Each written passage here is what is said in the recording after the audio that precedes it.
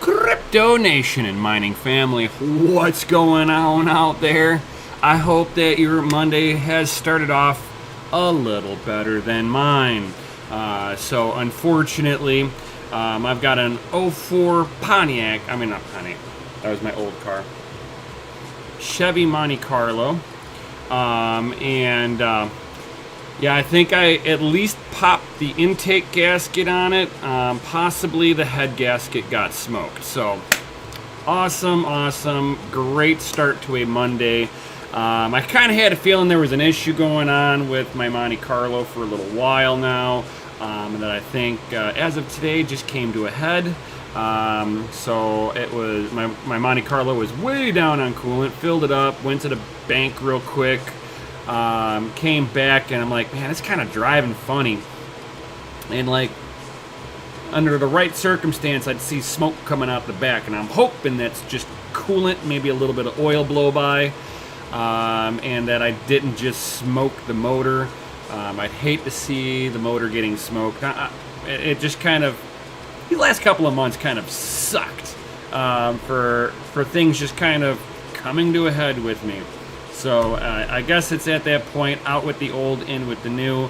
I've got my my diesel truck at the diesel shop right now because it's just too damn cold to be hunting down a turn signal fucking issue on the truck.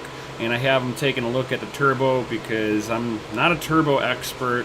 I'll have somebody that knows my motor a lot better than me kind of give me a diagnostic of my turbo, what's going on with it. This way I can make a decision from there of what I want to do with my diesel. So yeah, I just keep on rolling with the punches on this one. So yeah, hopefully I didn't smoke the motor, but the oil has definitely mixed in with coolant, and that's where it looks like a chocolate milkshake. Yeah. And definitely has an extra, probably a gallon of coolant inside the motor. So I'm thinking something catastrophic just happened. But getting away from my bad news out there, I did get my snowmobile back together. That thing is running like a champ right now. So I'm going to take a positive with that. My truck's not down and out, so I've still got a vehicle. So I guess there are positives to everything, right? But let's move on along. What happened? It's had a little bit of a coolant leak on it, real minor too. And in the last, I'm thinking it's possibly a head gasket. With the way that it feels, I think I popped the head gasket.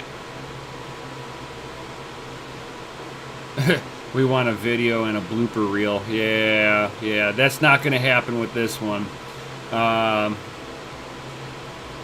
Yeah, antifreeze will seize the motor because it's not lubricant. And I'm hoping I didn't do any damage because I didn't check the oil going there. I just kind of popped some coolant in there, went to the bank and came back, and it's kind of driving a little funny. So hoping everything is good.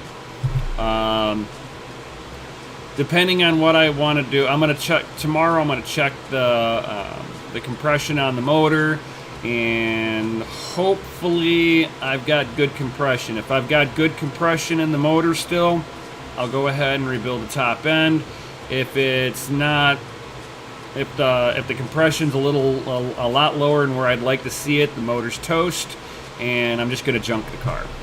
That's pretty much all I can do at this point. So I'm hoping for the best that it's just gaskets. Send the heads out to have them machined flat again, and hopefully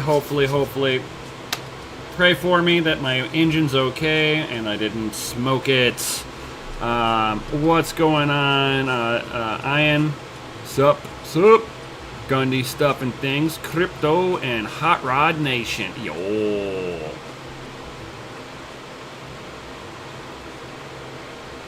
Look up EPI cap.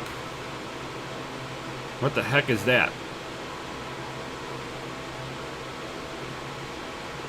Works as a head gasket. Sealant. Oh my god, no. It's like I might have, I could even have a cracked head. You know, it's hard to say at this point, but I've got to pull. I want to pull compression on the motor, make sure that the motors internally is not hurt. If I see low compression in one area, I'll have to basically do some exploratory, realistically, and like pop a cylinder head off. Rotate the motor and see if there's any scoring on the cylinder walls. If there's scoring on the cylinder walls, the car's junk. It's an 04 with a bunch of rust. You know, Illinois is not nice about rotting out your vehicle in the quickest fashion with all the salt that they drop around here. Yo, Red Panda, Panda. Yo, what's up? Yes, definitely smash that lizardy like, guys. If you're new here, subscribe, all that good stuff.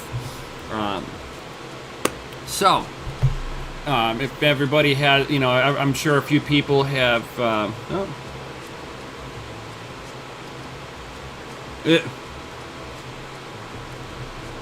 Yeah. So, moving out along, getting away from my awesome bad news for today that I might have smoked my motor, hoping, fingers crossed, that I didn't.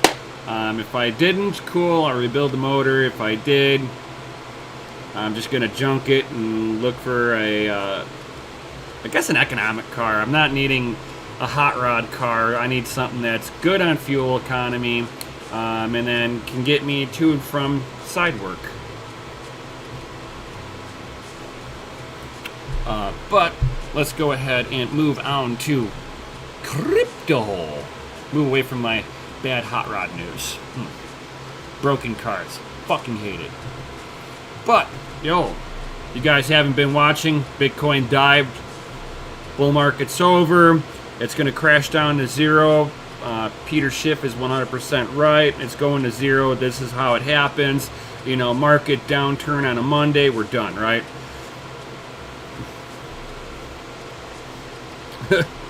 Pick up 1K Honda manual. Yeah. Those never die. Yeah, for sure, right? I was thinking about it. I'm thinking about it. When I was 18, I got a 3.8 94 Mustang. It's kind of funny. I've got a 3.8 in my Monte Carlo with a supercharger on it. The 3.8 liter is the Buick Grand National motor, which is a GM corporate engine that GM sold the rights to be able to Ford and Chrysler.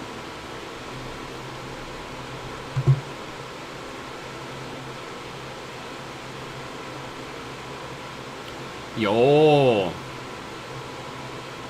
JPO Jesus shirt featuring crypto and hot rods available here at dogelord.com. Don't delay, buy today. The official sponsor of Crypto and Hot Rod.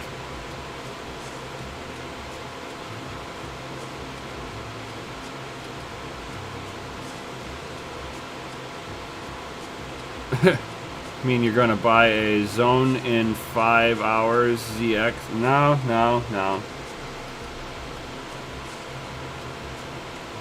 Yeah.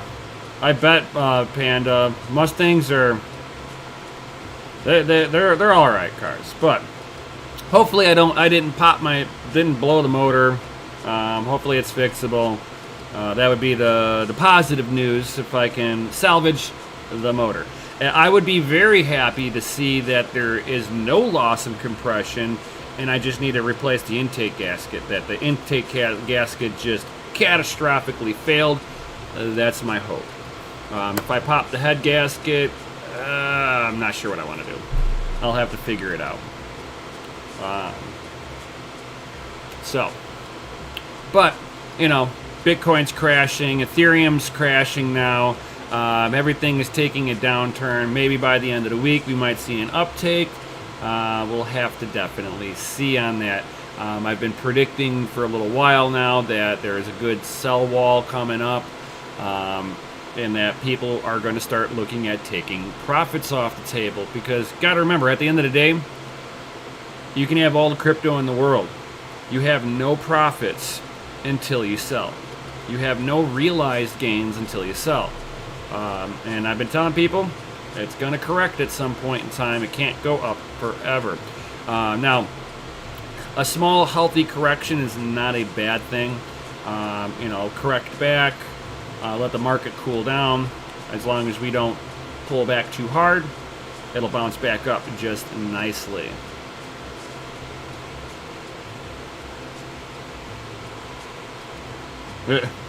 Nice crypto, Jason. A Mustang with the 4.6. That's nice. So, going into the, now that I've looked at some of the market on here, everybody wants to know what the market's doing. Litecoin's at $202. Yo. So, congratulations to anybody that was DCAing when it was under $40. You are way ahead. Pretty much anybody who was buying crypto during the bear market, even with this blood in the streets, everybody should still be in profits. Unless you bought at the very, very top, then those buys are a little out of profit. I did DCA some at the top, so those are now in loss. But I still have the Satoshis, so I mean, it's all relative. And the market's bouncing back up. It did hit down below 50,000 earlier, so it's definitely correcting itself back up.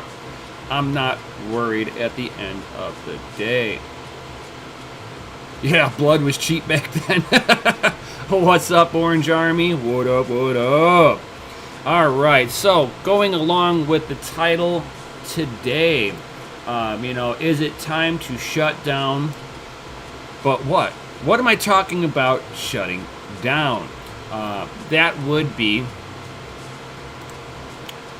my F1 Mini.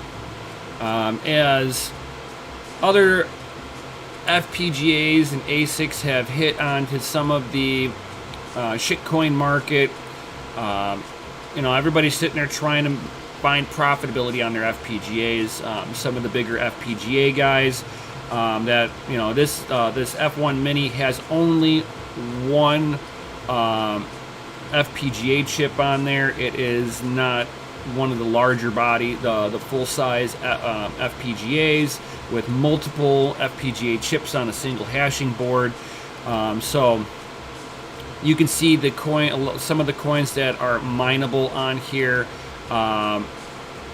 The algo, when it just says algo, they're just trying to hide which algorithm it is, and some of these are dead chains anyway. Like for instance, Lyra 2 Rev 3, that was for Vertcoin. They are now on VertHash, so this is now a dead chain. Was a long time ago, was fairly good, 50 watts on this thing, 20 mega hash. It was knocking back the Satoshis on Vertcoin. But then Vertcoin started getting the 72% attack. I pulled it off of there just because I didn't want to suffer a 51% attack and not being able to move my Vertcoin. So I cashed out of Vertcoin at that point, put it all into Bitcoin. Great decision. I've done 0x token, 0x BTC. There are bigger FPGAs on here, so it's not very profitable to mine on there. Then I was also on Handshake. So I mean, there we go. So I was on Handshake, which is a Blake 2B plus SHA-3 algorithm. It is now costing me about 10 cents a day, even though it's only running 50 watts. So it's getting about 170. This is for the F1 Mini Plus. Mine's getting about, I can go up into here. it's getting 171 mega hash on Handshake here. You can see what pool I am on with this. So I'm going to be basically turning this bad boy off. There are no other algorithms at this point that are profitable, unfortunately. And you can see that the network's been having some issues from time to time where the pool will turn off and get hung up. And I'm not really big with F2 pool anyway. So I think it's at that time where that I should be turning this bad boy off, saving the 50 watts. I mean, granted, 50 watts is costing me 20 cents a day, but I'm also losing 10 cents. So not very profitable to be playing around with this. There are a bunch of algorithms that I can, put up onto this. Nexus, Kakak, that's not very profitable. I think I might make a couple of pennies on this. Not really worth it. AutoCrypt, not really worth it. I think I could make 5 cents a day on this. But a lot of these are basically dead chains. Qtmir, that's going to be dead. Kadena, it's like not worth it really. Handshake's definitely not worth it. CKB, no. K12, definitely not worth it. So a lot of these are like completely dead chains. Lyra 2Z, dead. Seeking Coin, dead. So I wish there was some more support on this. It doesn't look like they've done any kind of updates in quite some time. You crazy cat, I hear you just running around like a madman right now. What is up with you? Kitties all being crazy. I knew the title would scare people. Thank you, Alien Rope. The cat is wild right now. He has been like all over me, trying to get my attention. Wants me to play with him and pet him and all that good stuff. I think feels my anxiety from my damn car breaking on me today. So, yay. Hey, the last bit stream has been posted on the FPGA Guide Shop. Hash altcoins for the F1 and the F2. Use the F1 Ultra they posted. Yes, but I've got the Mini, so the F1 and the F2 don't apply to what I've got, unfortunately.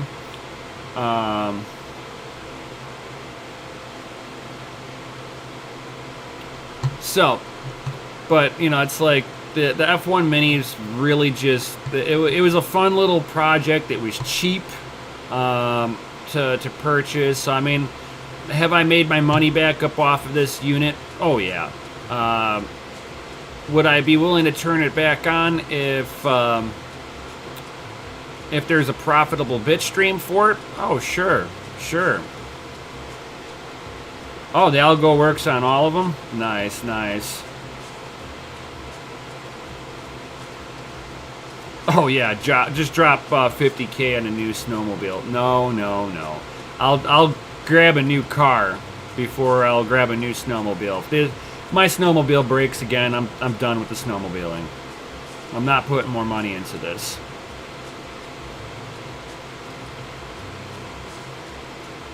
You're using it on your F1 Mini Pluses? Nice. But I don't have the Plus. I've got the regular F1 Mini, which the Plus I think was a little better. Not by much, but just a little bit better. It had more options on there. But there's really, I can sit there and I'm on the FPGA Guide Shop, and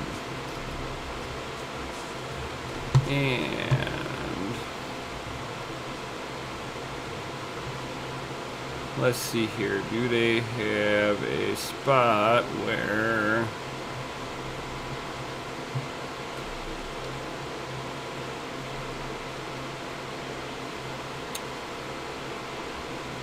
Not sure if I have an account with these people. No, I do not.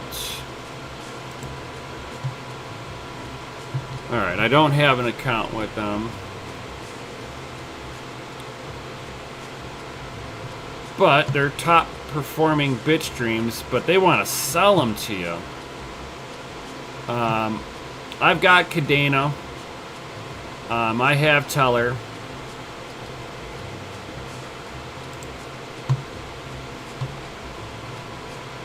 I have Nervos. So I mean, they're not offering anything that I don't already have for mine.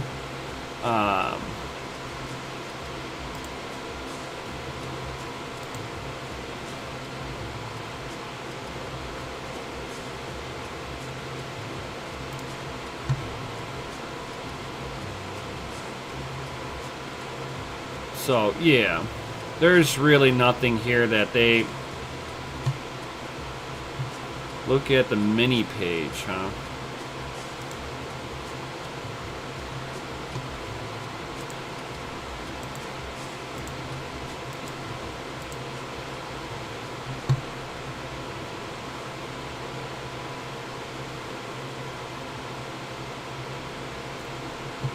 Yeah, but some of these are... Yeah, I'm looking at the mini page here.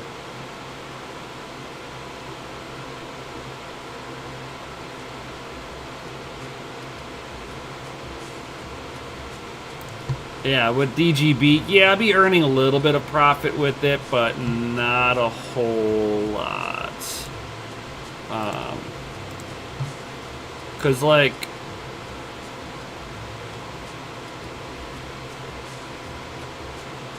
the F1, this is for the F1 Mini Plus at 9 cents a kilowatt hour. I'm basically going to be making 6 cents, and this is with an F1 Mini Plus. Which will get a little bit more hash rate than what I've got.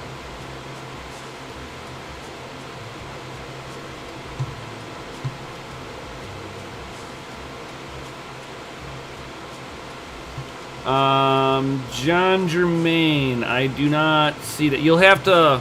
Did you, like, message me personally? No. Oh, nice. Got myself a scammer on the Discords. Where are you from?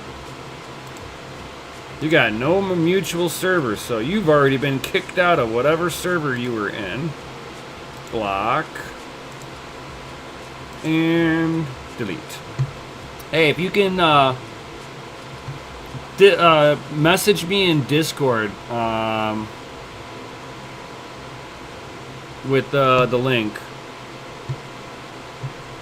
Like, drop me a DM, John.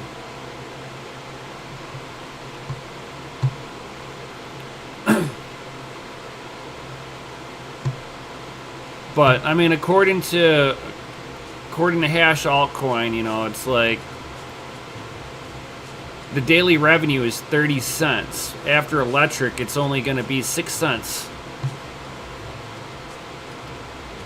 for Digibyte.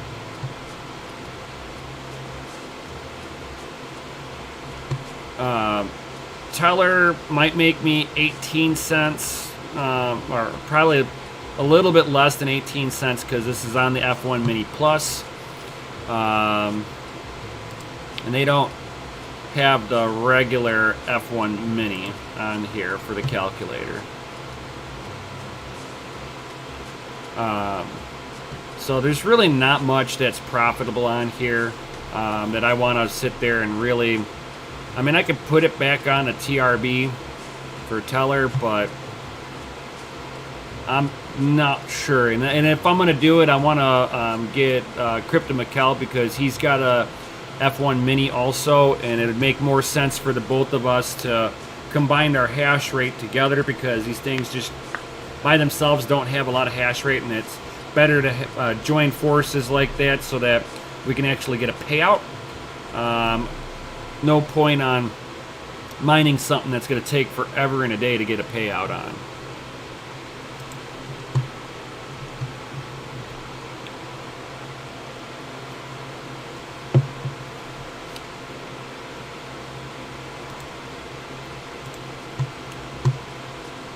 Oh, yeah. I'm already here, really, with that site. Yeah, that's... You're trying to...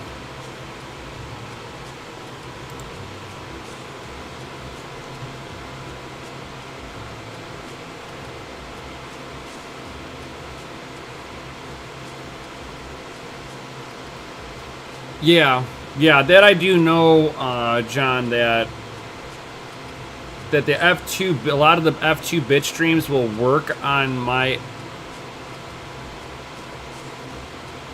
like if I wanted to do that F2.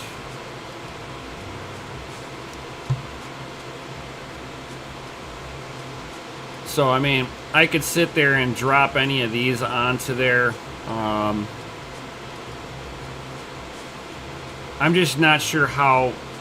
I have to talk to Mikkel on this one, see what we're gonna do. But for right now, yeah, I see that they just posted this too. I'll have to talk with Mikkel on this one for sure. See what he thinks on this, and kind of go from there.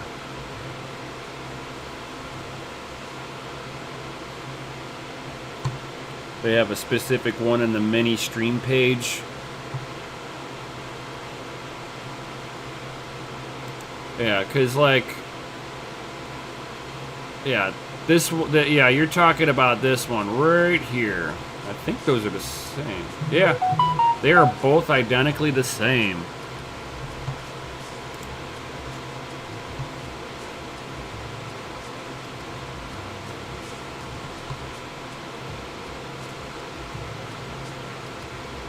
Yeah, I won't click on that because, yeah, I don't want to dox you like that. So I'll click on that later. But yeah, I mean, for Digibyte, I mean, yeah, I'll have to talk with Mikkel, see if we want to put our hash rate onto this and set up a wallet that we can exchange out for that Bizzity Bitcoin. But until then, I think I'm going to at least turn this off temporarily until I talk with Mikkel. So, with that being said, I'm gonna go ahead and I'm gonna go ahead and turn this thing off for a moment. I have 6 of my 8 mini pluses running. Oh, nice. See, I've only got 1. I mean, for just 1, it's just not worth it. If I had a little fleet of them, I would probably get.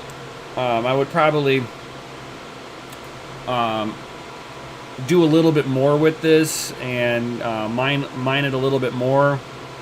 But this was my wife actually bought the F1 Mini, and I've been just kind of managing it and running it for her. We've been, me and Mikkel have been just taking the Bitcoin and putting it into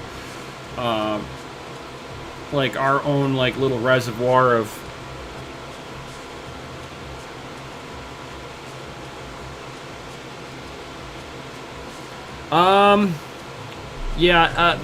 I'm not really big with F2 Pool. The reason that I'm not really big with F2 Pool is the fact that they've gone through and started doing some big sell-offs of Bizzity Bitcoin. Not that I care what the hell they do at the end of the day.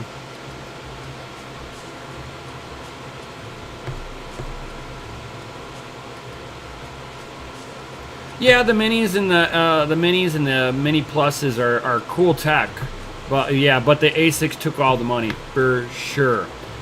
So at this point, I think I'm gonna power it down. I know Mikkel's has been. I didn't know that Mikkel's has been off for a little while. I checked this. I check this FPGA a lot less often because it runs so nicely. I don't have issues running it. So for the first time, this bad boy is getting shut down. I'm going to do it right now.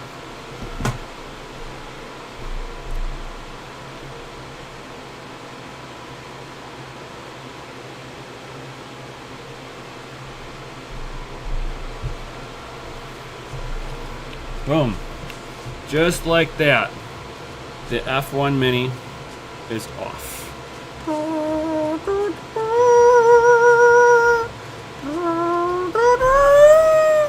Yep. It is done. All right. So, that wasn't all that I had going on for today, for sure, guys. Let me clear off a little spot here.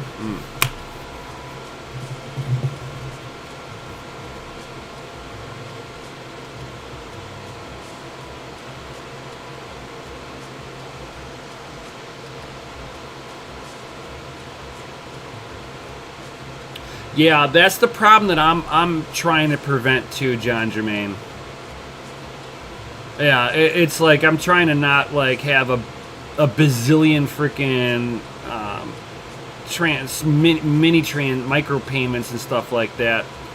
Yeah, it's just not worth it. So, moving on to some other news. I have had a couple of people reach out to me and actually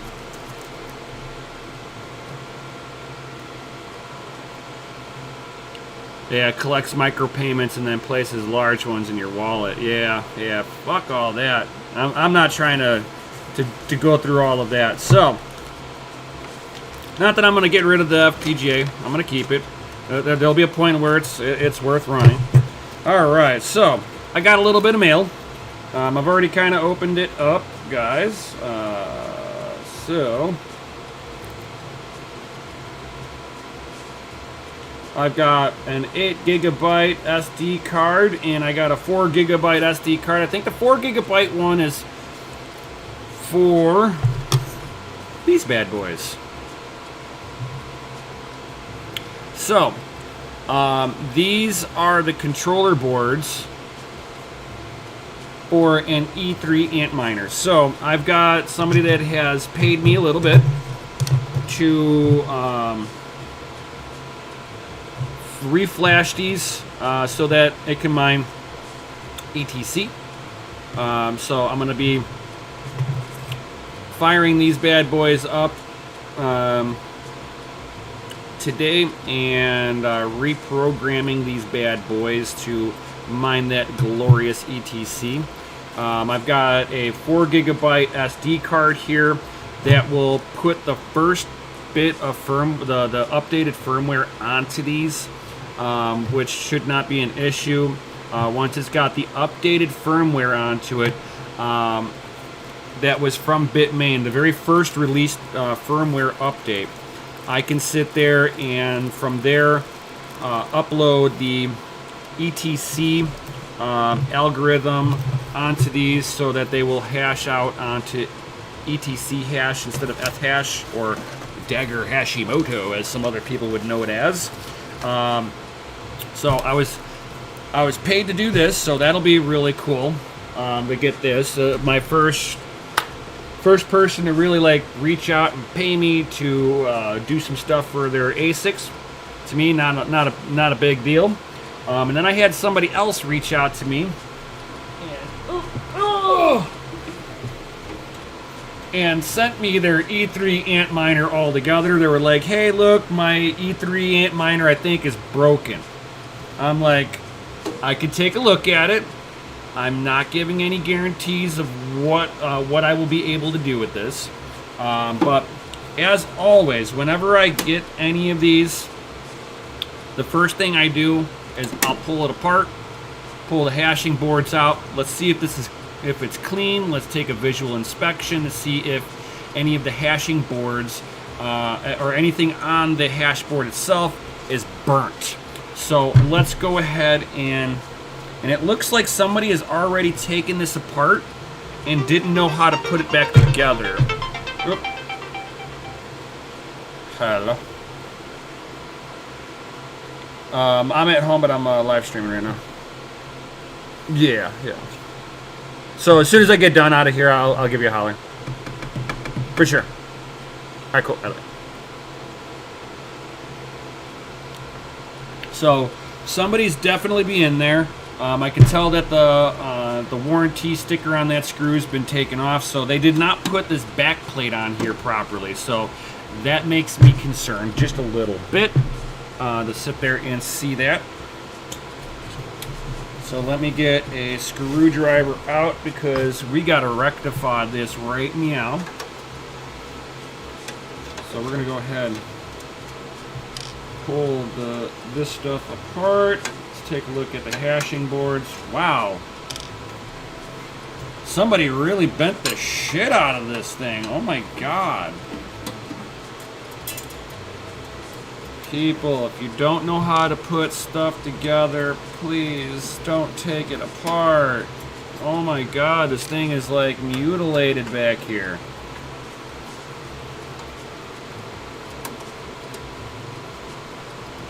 Holy cow. How do you do this to your equipment?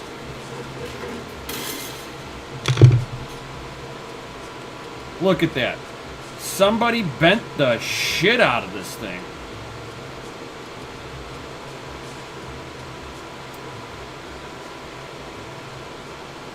It's not perfect, but damn. Fucking really. Wow. It's all because they put it on here and didn't make sure that it was grabbing the hash boards.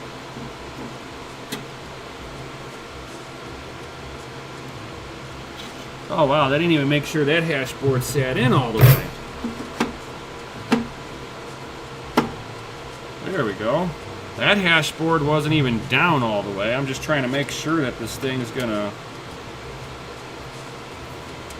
Yeah, that's more like it. Yeah, they didn't even make sure the hash board was in all the way. That was amazing. So, go ahead and disassemble some of this stuff right meow.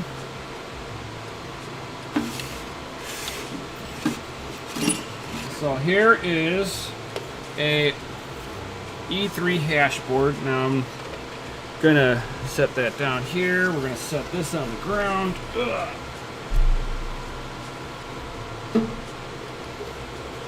So we're not very dirty. That's a nice sign.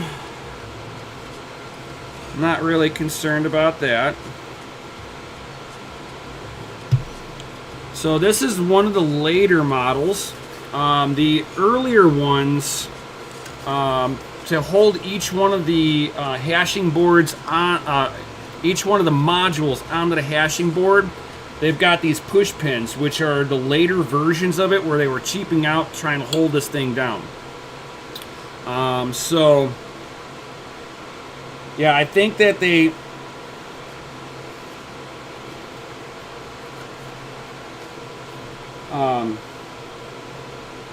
yeah, this is definitely an older, a newer variation of this.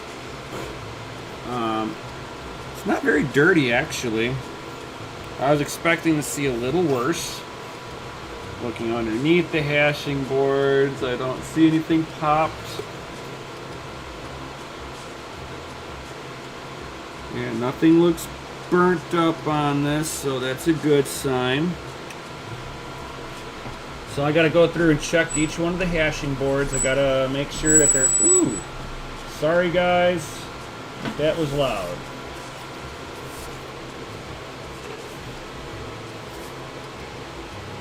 Nothing's popped on this one that I can see. Oh yeah, you can tell that this is probably like a... If I had to take a guess, I would say that this is a... Hey, what's up, Ninja? Yo. Don't do it. Hey, what's going on, Big Rome Kaiser? Smell test. Oh, it smells like a smoker. So whoever this belonged to is a cigarette smoker. I can smell the cigarettes on this. Oh yeah, it smells like a cigarette. But I think this is like version, this was probably batch 6 or 7 when they started cheaping out on these things. Because like I said, my modules were all screwed in on mine, so I could tell that mine were before version, I think it was version 5. Batch 5 is when they started getting cheap on them like that.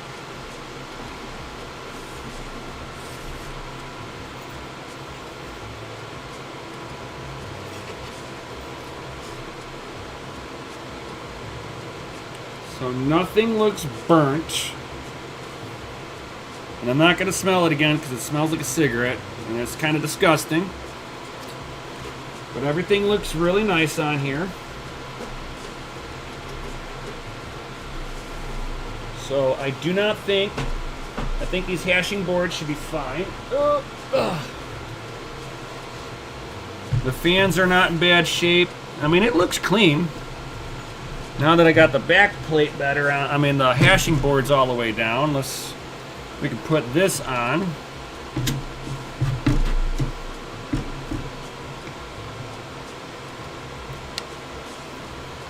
The long screws go into the center area. The short screws go on the outsides.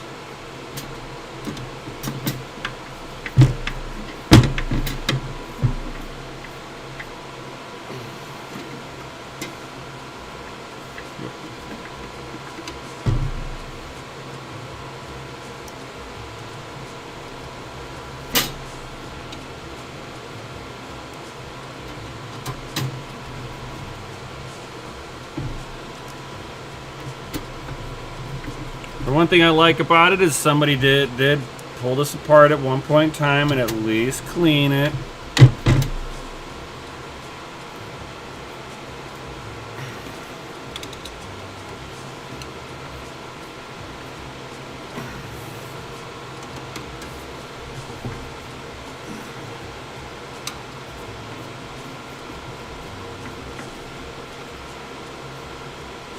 There we go.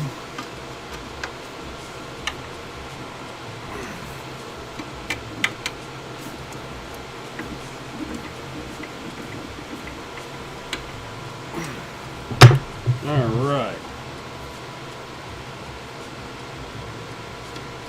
The only other thing I can do is test fire this thing up and see what she does. As you guys want to see me go through and program these up, that's just the color that that Bitmain made him, PCB green. This thing's got two Delta fans on there. They're actually not loud. They do cycle down. They have to be plugged in, otherwise the hashing board will not turn on. Hashing board looks like it's in good shape.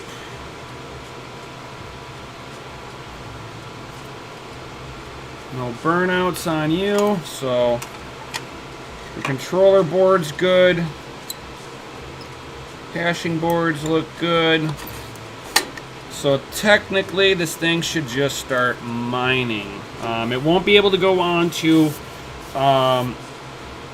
Ethereum anymore. Those days are done.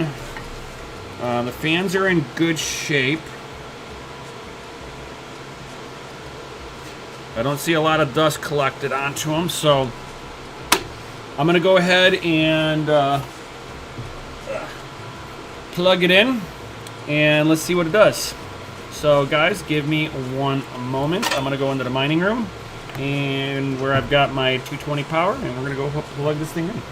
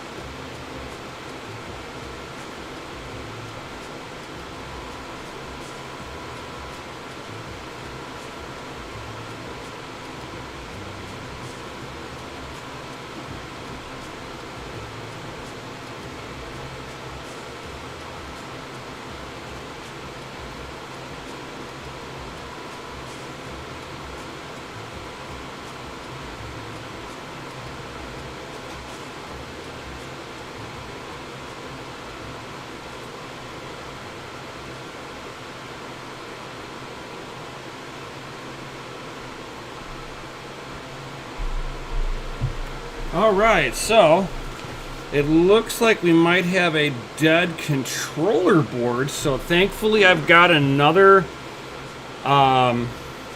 control board. I'm gonna see if that's a problem, because it looks like this didn't want to try to power on. So I'm gonna try it with another board and see if this will power up. It should technically power up. By minimum, I should be able to get power to you. So we're gonna see.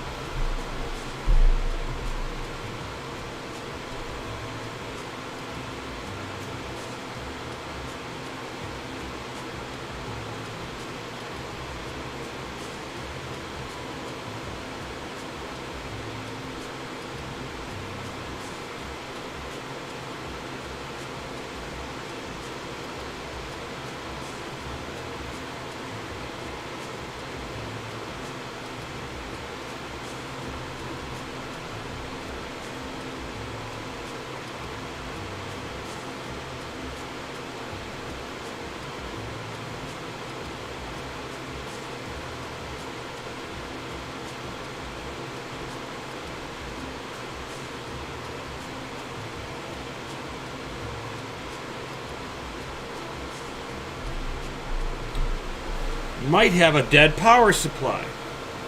Even though the fan turns on, it doesn't look like it's giving any output. So I'm going to try a different power supply.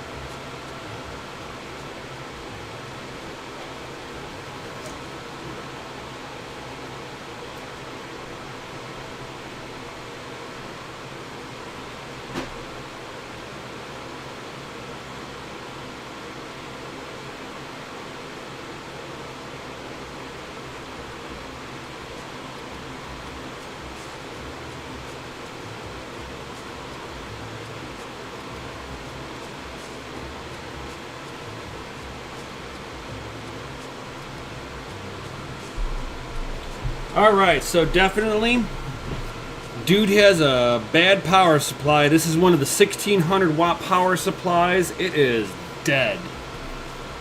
So I'm going to go ahead and finish up powering this thing up, making sure this thing turns on now.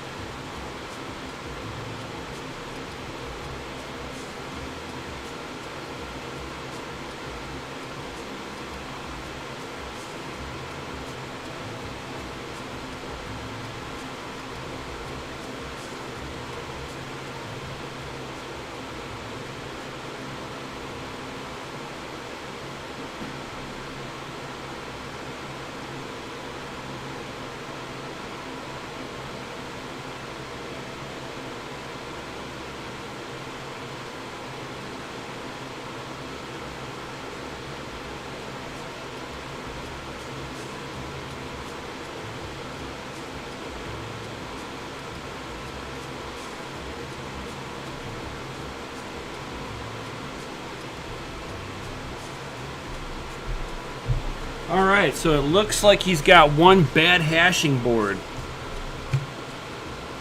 One bad hashing board, so it will not...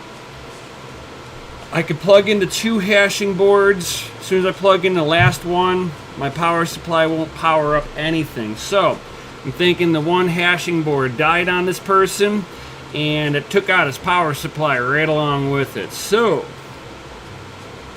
I'm going to go ahead and I'm going to retest his, now that I let it cool down for a moment. And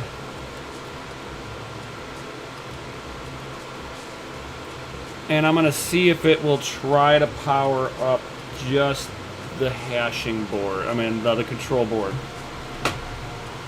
So I hear it spooling up. I want to see if it spools up on his now.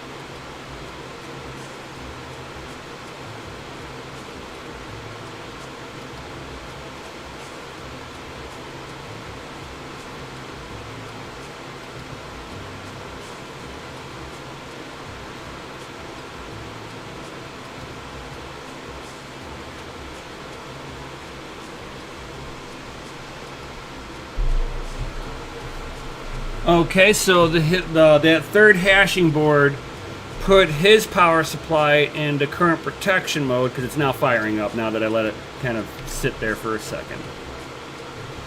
Yes, it can run on 2 boards. You're going to be, down 30% of your hash rate on there. So if you can get 150 hash on there, you're probably doing really good.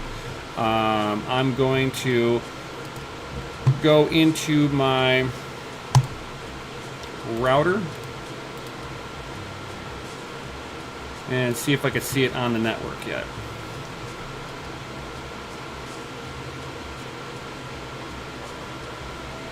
There we go. I hear it spooling, and I should see something that says just Antminer.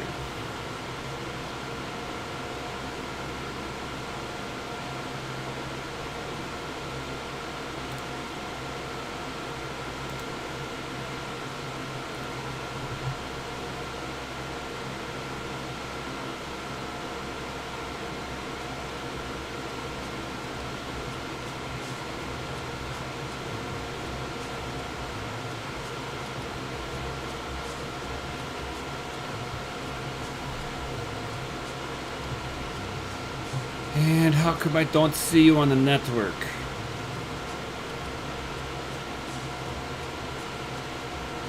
I should see you on the network. Why do I not see you on the network?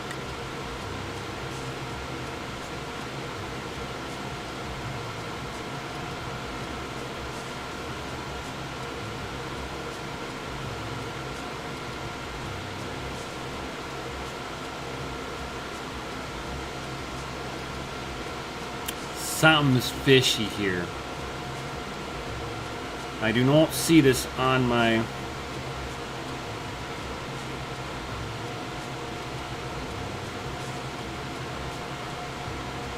The one I got from you already on ETC, so I can just fire it up. No, you'll have to...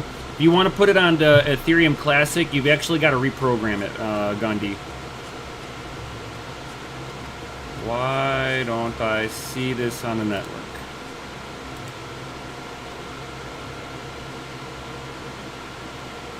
I can see my E3s on the network. I can see my S9 on the network. I wonder if it's this.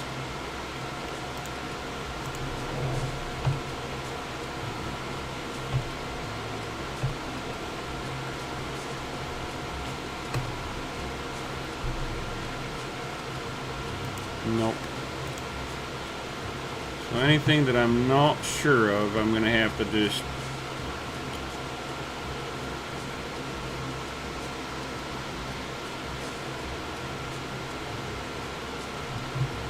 It's my Pi. It's my other miners. That's my camera system. Let's try this one.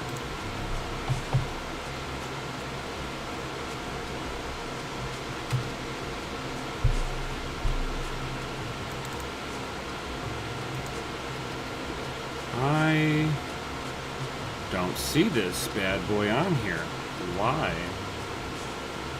I'm going to go ahead and I'm going to do the first step, which is I'm going to try to see if I can just reprogram this bad boy. Be right back.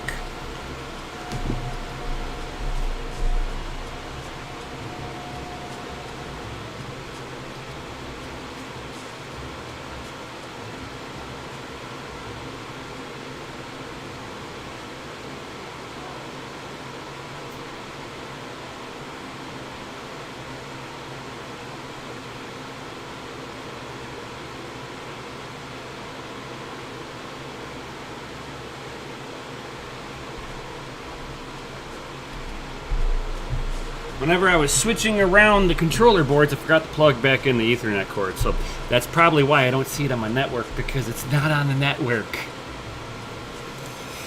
Well, let's try this again.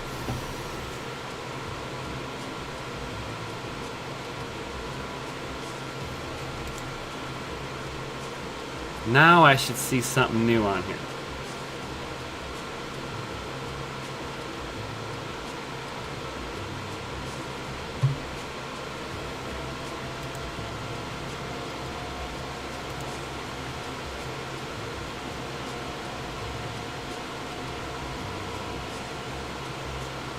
Oop, I think I see it. Okay, I think that's it. And one,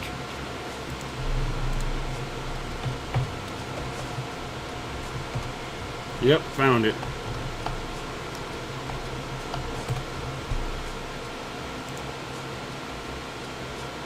Alright, so we're dealing with older hardware. We got some old school hardware up on here. So we got the original firmware that was on here.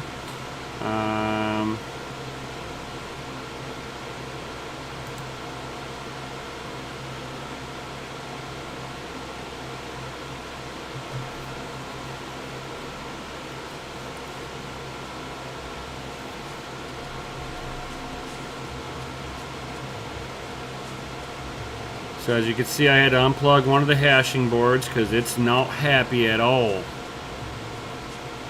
Not happy in the slightest bit. But what's nice about this is that I can go through and reboot this thing now. And do everything I need to it. And you can see how not happy it is. So I'm going to go ahead and I'm going to turn this off really quick.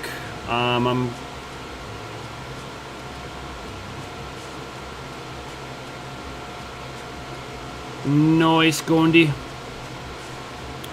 So this thing probably won't try it after like 5 minutes. I bet you this thing will fail because it can't load up the DAG file anymore.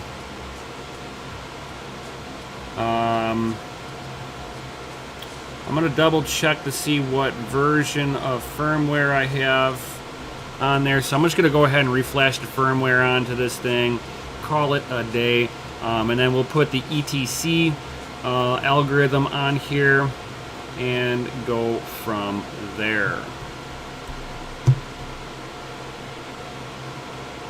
So I shall be right back because I've got to slide an SD card into it.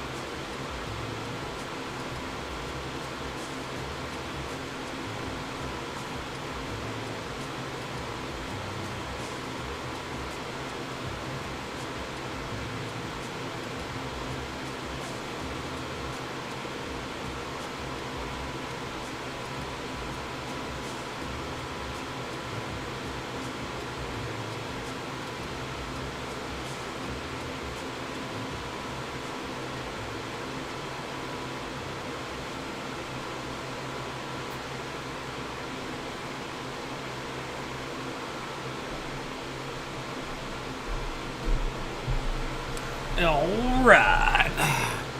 So now it should give me a brand new IP address once it turns on, because I just reflashed it.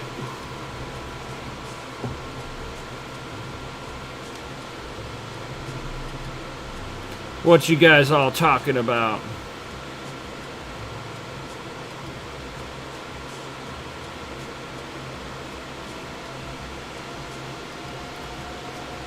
UG 50 gigabytes, 1 of 4 users. Nice, Pocket Change, helping your meditation. Glad to be of service. Hey, what's going on, Robert Scully? Yo!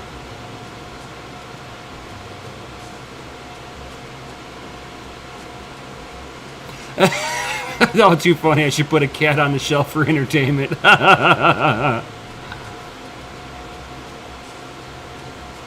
Oh, you're all good, Pocket Change. No problem.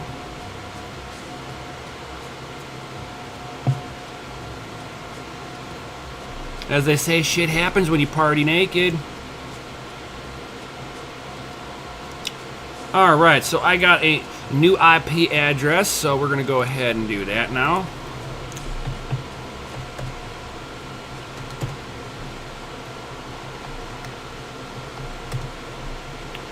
No, we're not saving passwords. Alright, so he did have it on the updated firmware, which I just made sure is nice and on there.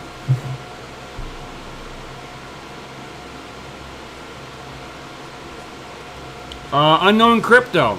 Yes. You can send it to me if you want. You pay shipping both ways. And if I can't fix it, all you have to do is pay for shipping. If I can fix it, we'll discuss price. Alright, so this is where the fun begins, guys. So now I've got to set this thing up so that I can get it up on the ETC, because this will not try to connect with Ethereum anymore because the DAG file is too big. The last update from Bitmain allowed it to reorganize the DAG file for the controller, but now the controller is way out of date at this point to be able to handle the DAG file. So unfortunately, unless I can get a new controller board that's got an updated memory controller on there, Ethereum is done on these. No problem, Unknown Crypto. No problem. Hit me up whenever you're ready. So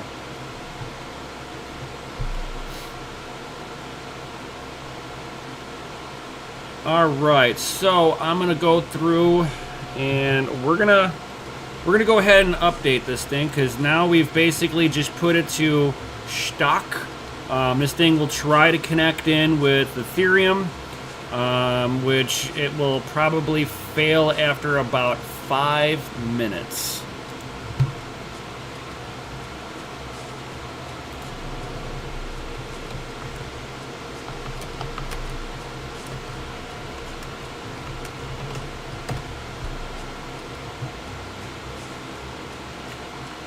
I'm almost curious to sit there and see what happens after the 5-minute marker before I really start playing with it.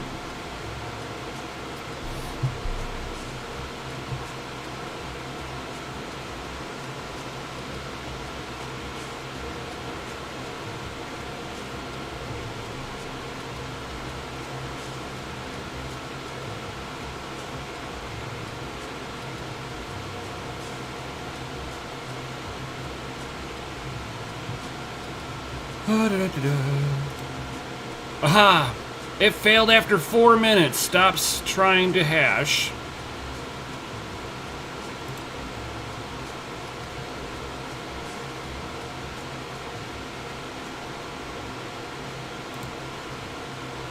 It totally fails on the memory controller.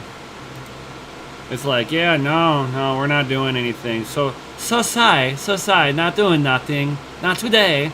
No hash rate being reported. The only way to solve this at this point, now I just heard the fans down cycle itself, and you can see still no hash rate. We got frequency. I'm getting temperatures starting to report. It's still looking like it's trying to build a DAG file, even though it's done.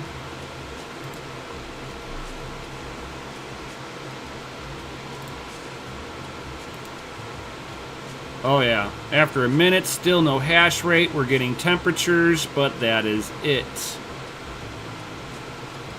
Yo, what's up, Red Panda? So, the next step to do on this one will be basically to get it set up to mine some of that ETC. Now, if you go onto Telegram and go to the Two Miners group, you will be able to find their version of the ETC hash patch for the E3s. It is locked to their pool.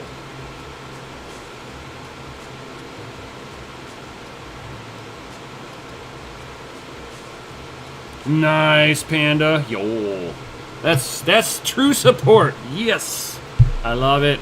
Love it. So, the first thing we're going to do, guys, is we're going to come up over to here. Now, we are going to have to do a restored backup. It's kind of weird how you have to do these. So you have to do the first one like you're restoring a backup on there. So we're going to choose a file.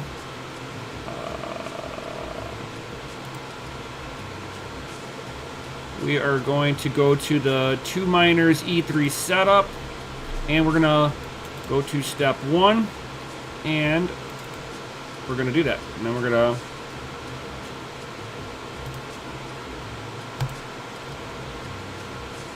and it should give me a new IP address too.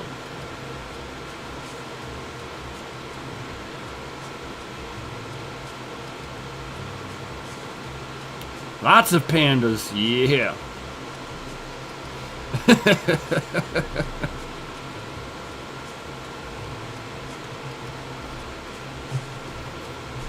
And I should see this.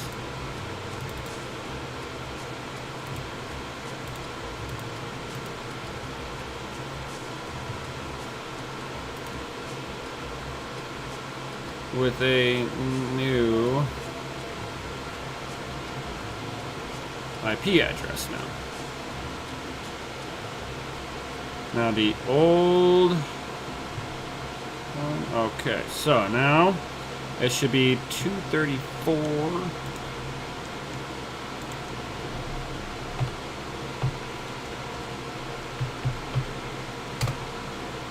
And root. And root. Alright, so now we are into it. And it should be it's not going to look much different.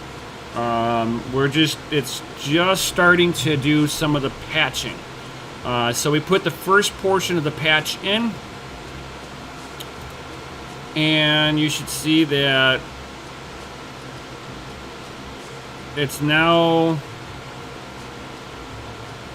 no longer mining to ant pool. So you can tell we've already done something different.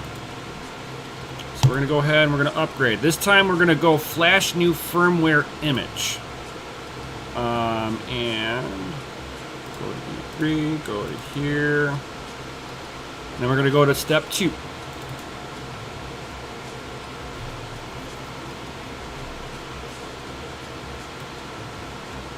And oh, wait a minute. I don't have to do it like this.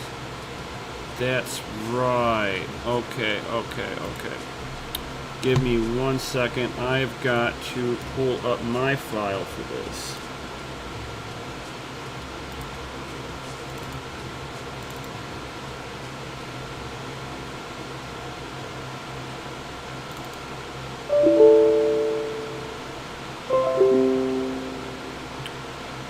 kidding me?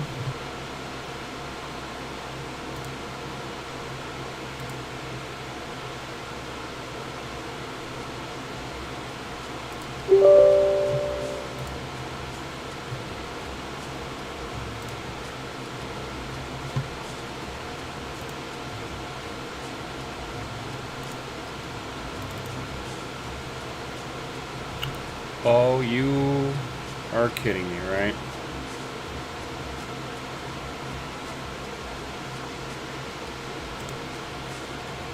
I just let you onto my PC and you're gonna act stupid. Thank you.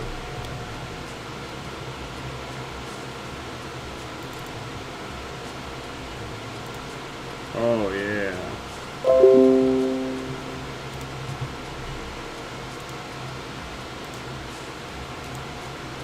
Allow.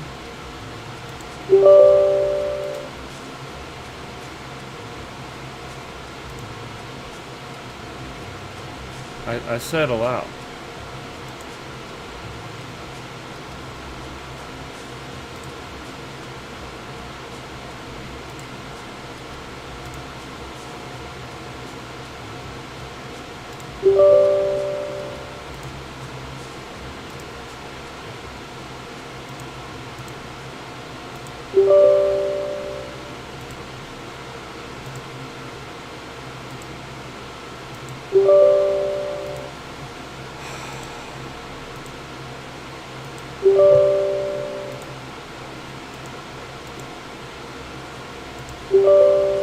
You're being a son of a...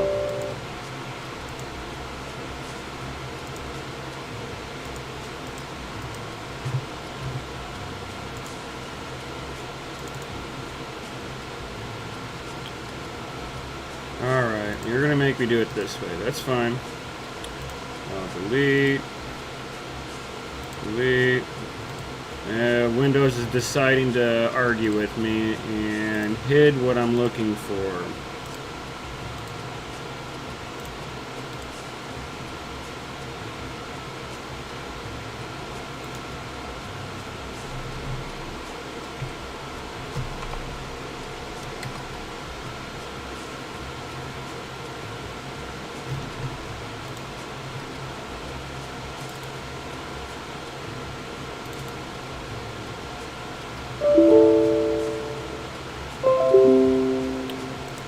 Oh, you're gonna argue with me now?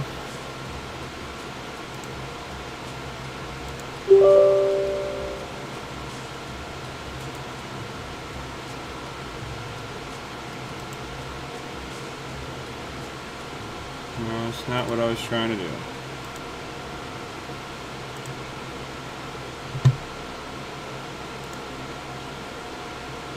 And you took it away from me. Okay, so how do I... Urgh. Why did it not make me do this the last time?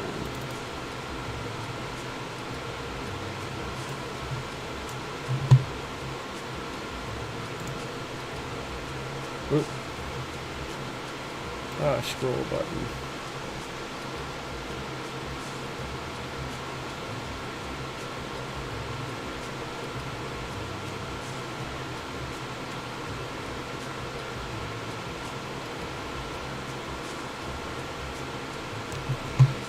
Okay, so nice, Rodney. I do not know why it's doing all of this.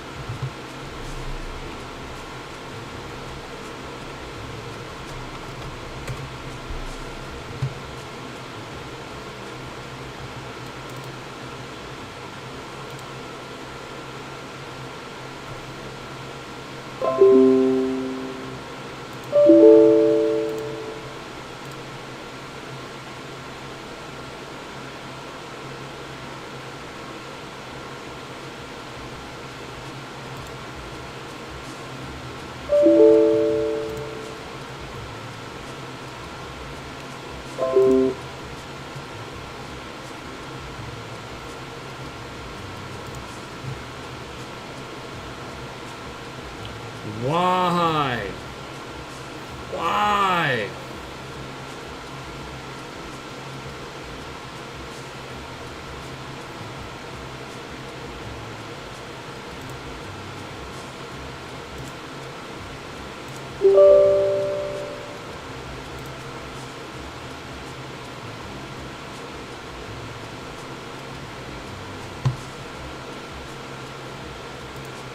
How do I set the...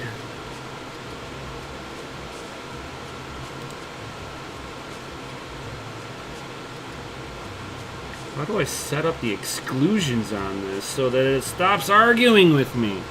Hey, what's going on, Nefarious?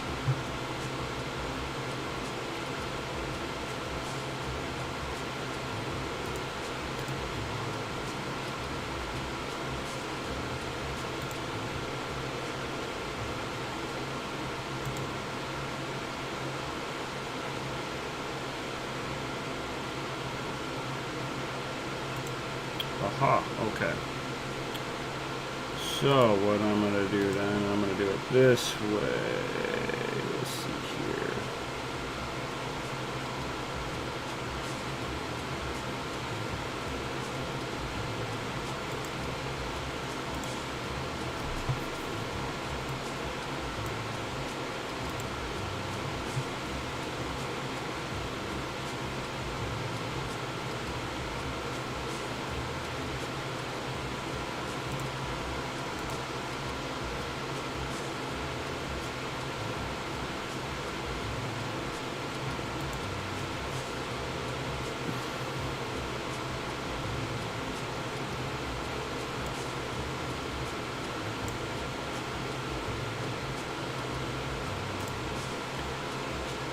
How in the world?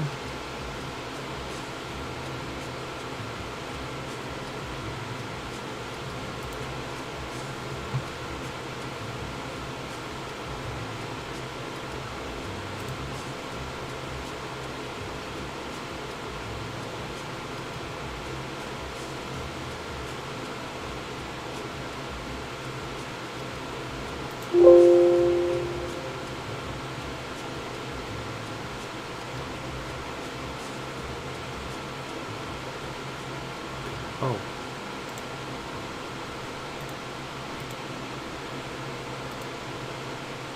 Well, I have it already like that. Why?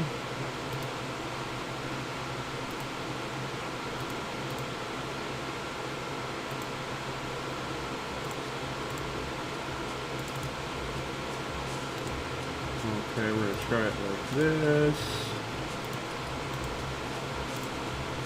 So I have the file in full fucking control. Why are you still arguing with me?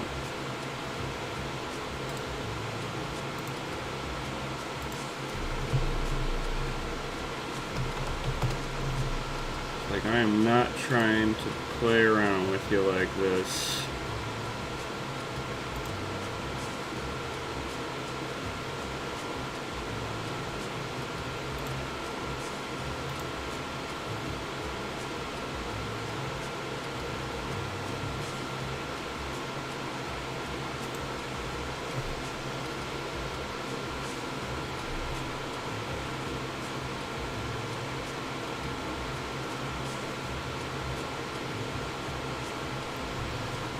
Why are you doing this to me?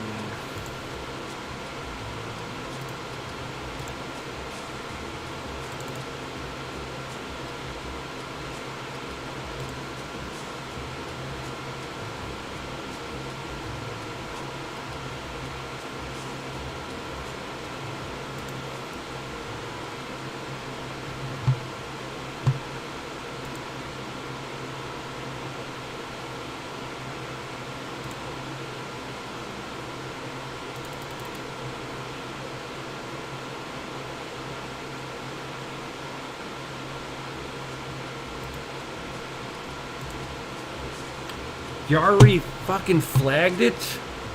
Good fucking God.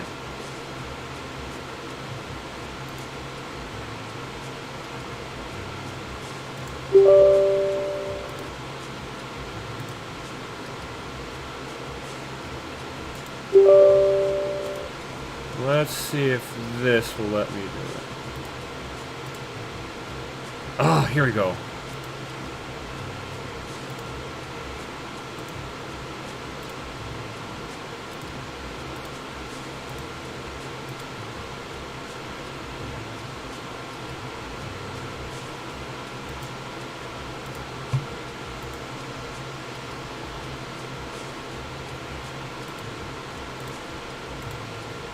Found it.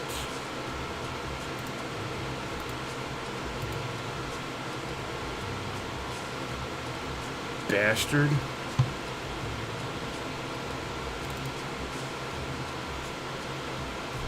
That's what I needed.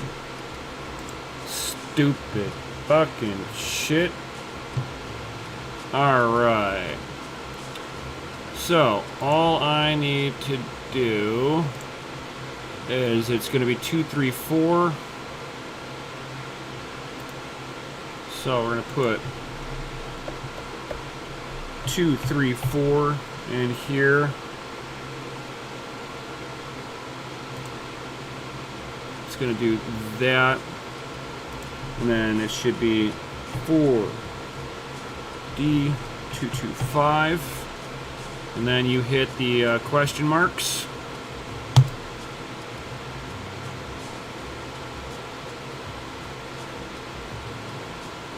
There we go. It's executing. Give this a few moments. Ugh. Stupid thing wants to argue with me.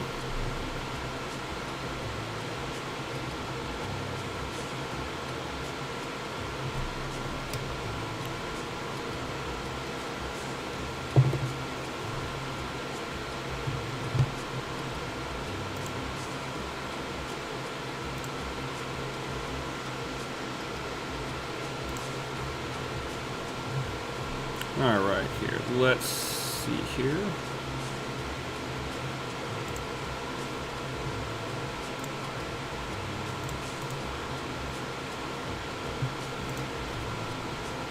And it says give it like, wait 5 minutes.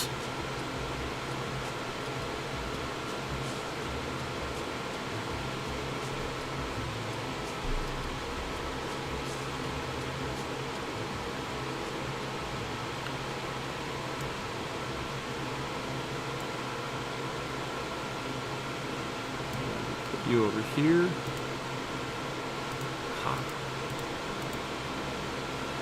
Alright, so it is now rebooting. I can hear the fans over there.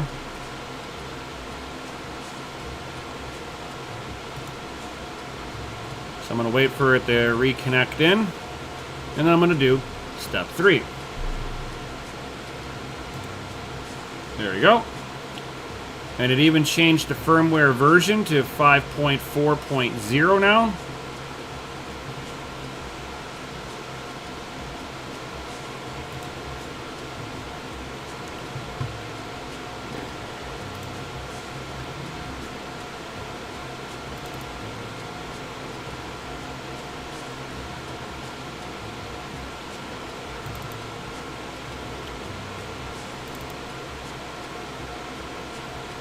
All right. I think it was 2, 3, 4. Yep, 2, 3, 4. Make you look for your address again, and it should be 4 D as in David 225, and hit the question marks again.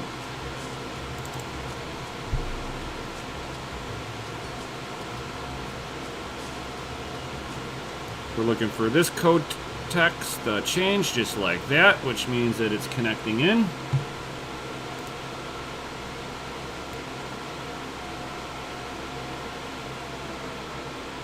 I hear the fan cycling down.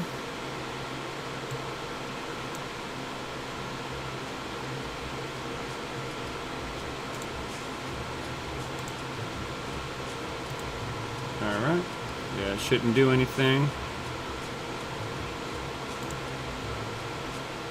It should error out because I tried to switch screens. All right.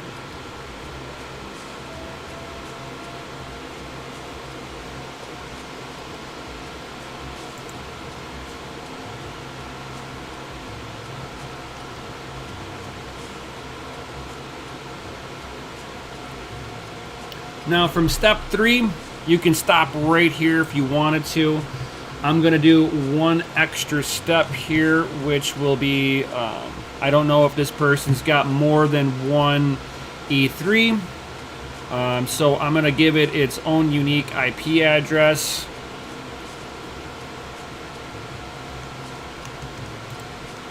Because as of right now,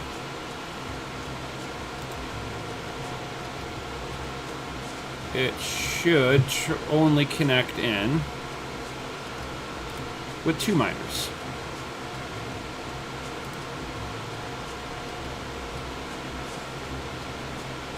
So I'm going to go ahead, turn that off, open up this one, okay. And then we're going to go over to here.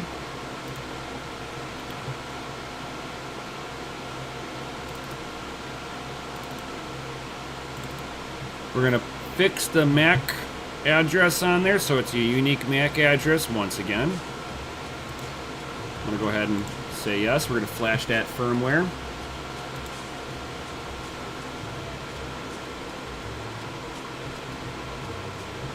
And this bad boy should be done.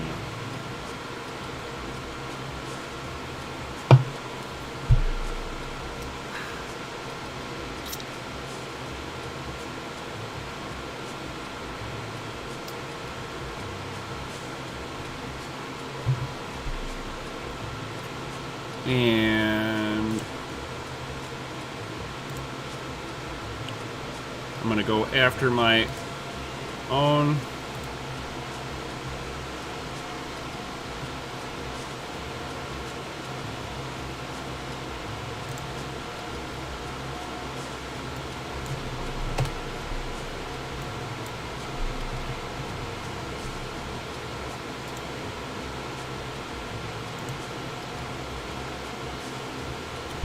ETC address here.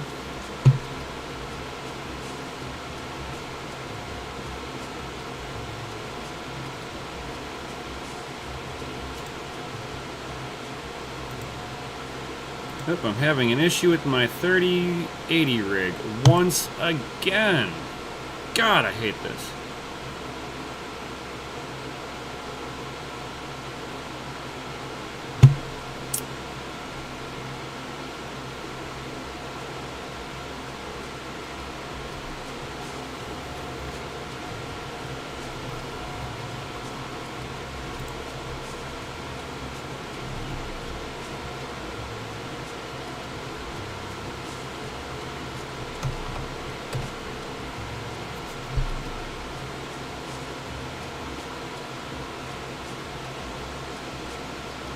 Oh yeah, it's having a heart attack over here. So I'm gonna have to reboot my 3080 rig.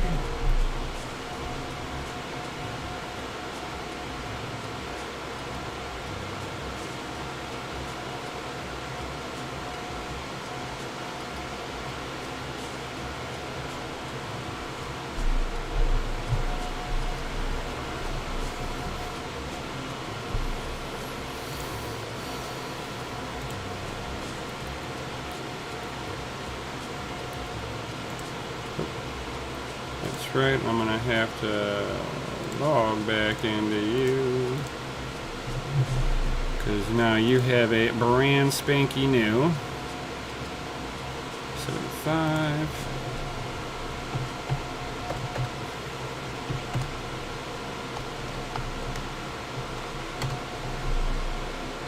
No, I don't want you to remember that.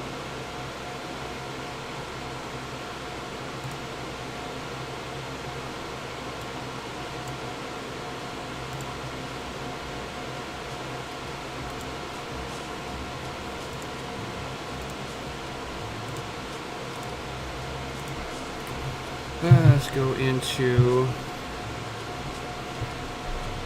here.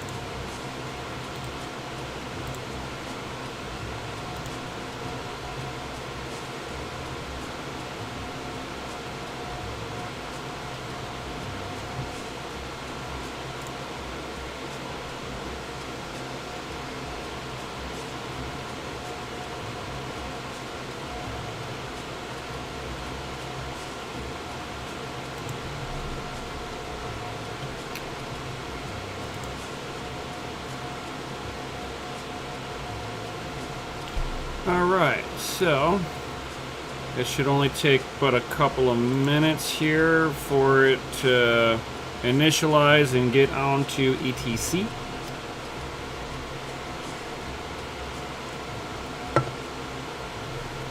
Now I do have an extra hash board.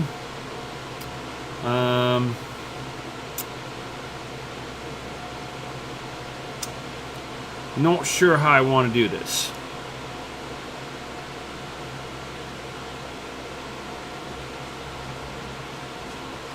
God, I can smell this guy's cigarette. Please, if you guys fucking smoke cigarettes, keep it out of your mining room. All I can smell is this guy's cigarette right now because the fans are going. The house, it smells like a fucking ashtray here. I used to smoke cigarettes. I get it. But this is fucking disgusting. I don't smoke anymore. At least not cigarettes.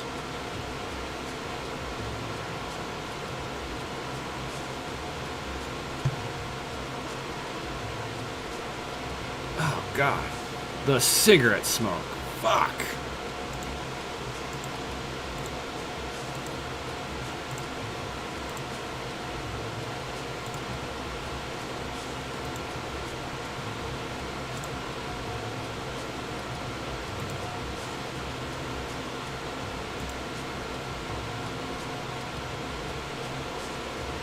I kind of want to see what the hash rate's going to be on this.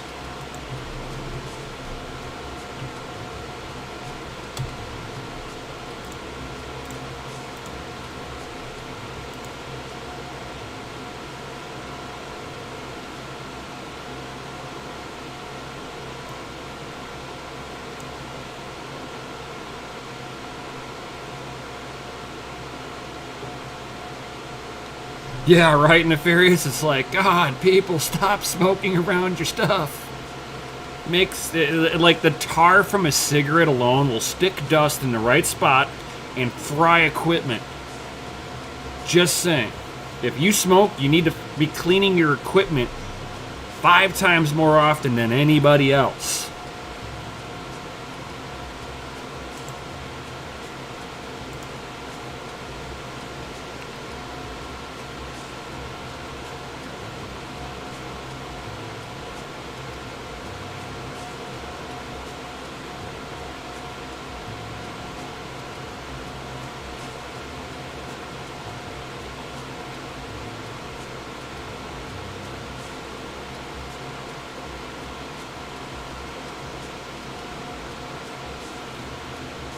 M3G, good night to you too, guy, man.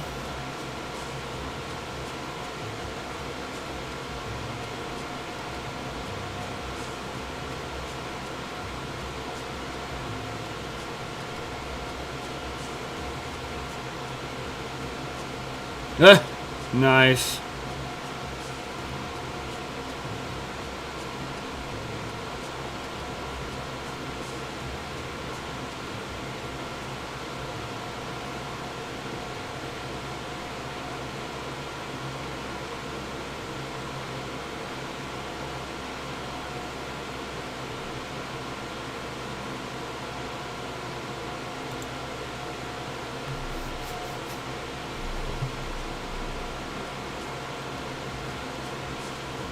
This guy's got a completely dead hashing board in there.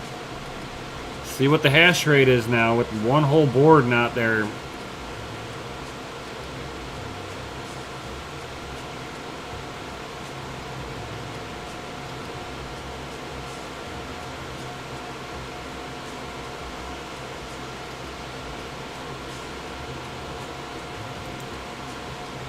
Hey, we got hashing. We had the beginnings of a reported hash rate.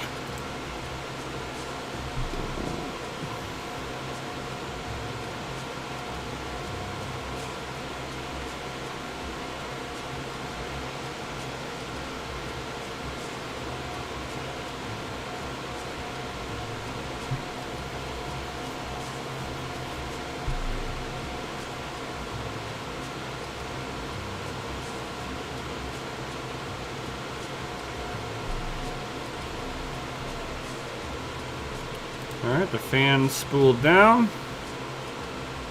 Let's see how damaged these other two hashing boards are now.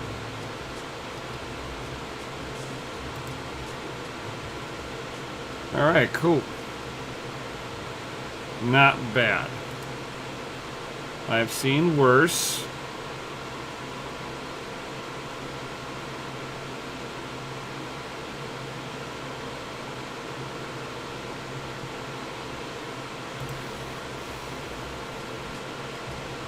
We've got 110 mega hash and climbing.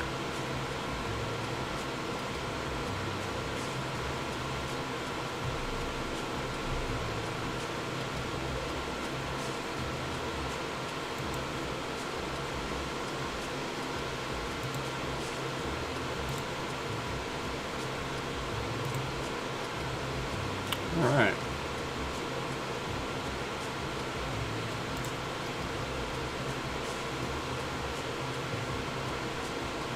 Alright, so we got 135 hash. Boards are reporting temperatures and normal hash rates on each chain. So, perfect. These modules are not hurt in any way, shape, or form. And he's got a completely obliterated hashing board.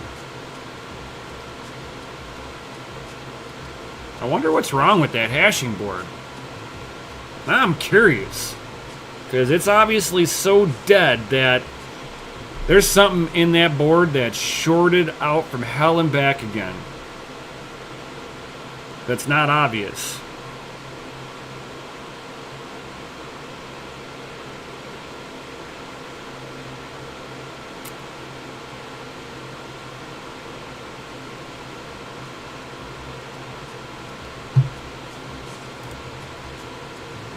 So perfect.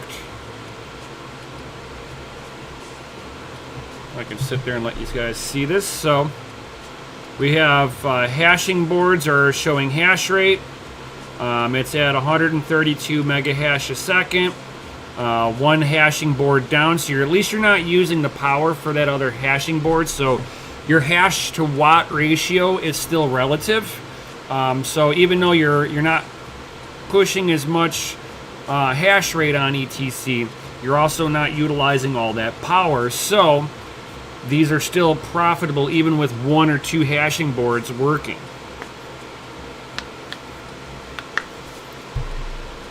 It is on 2 miners. You can go into here and try to change this and it won't do anything. It is hard locked through the software to 2 miners now. It is using the second to last update, so 5.4.0. The last one is 5.6.0. So this is a few generations back, but nonetheless, it's sitting there hashing away, guys. And there you go. Now we can see that this one's on here on my being hashing away on my stuff. So, bam. I'm going to test out with, I've got a couple of extra hashing boards. I'm going to test out with that here in a moment and see if I can fire this up at full potential. So, let me grab one of my hashing boards.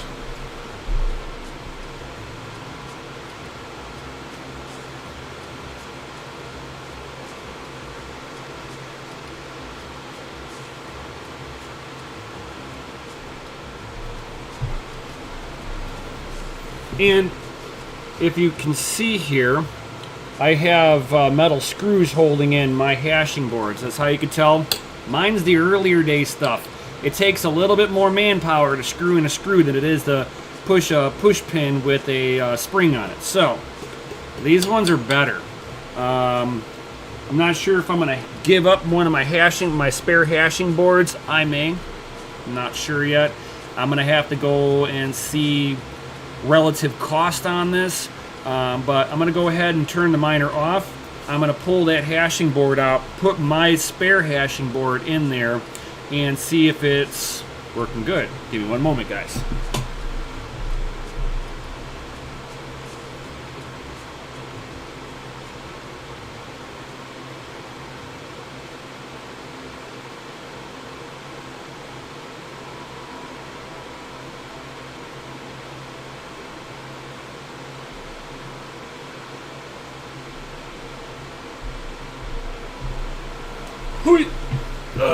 All right. And I kind of want to take a look and see if I can see anything. I'm going to give a more of a visual inspection on that one hashing board and see if I can see if there's any reason for it having such a heart attack.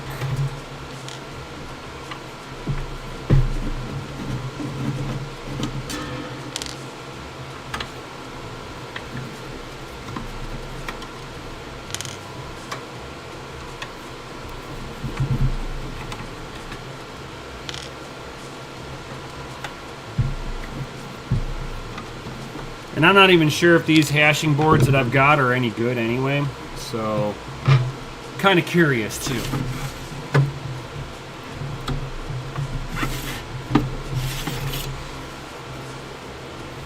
And as you can see here, here are the little push pins, the lock each one of the modules onto the hashing board versus mine.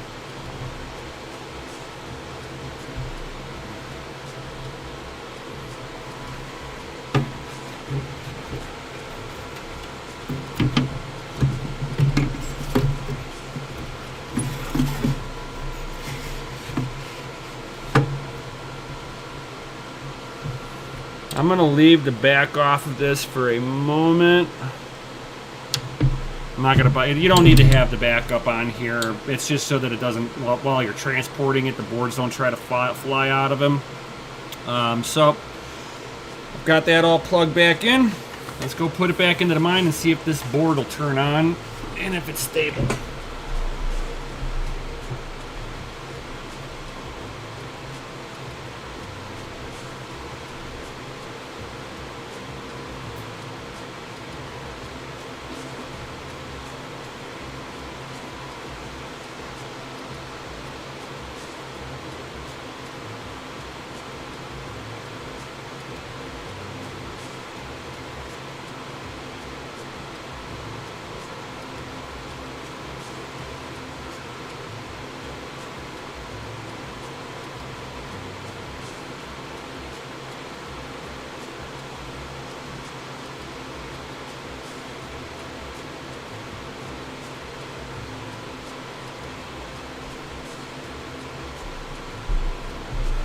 Alright, with my hashing board in there, it turns on, so that's a good sign.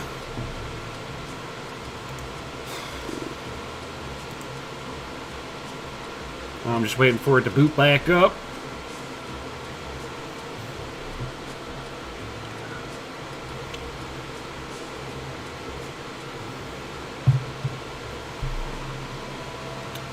There we go, I hear it spooling.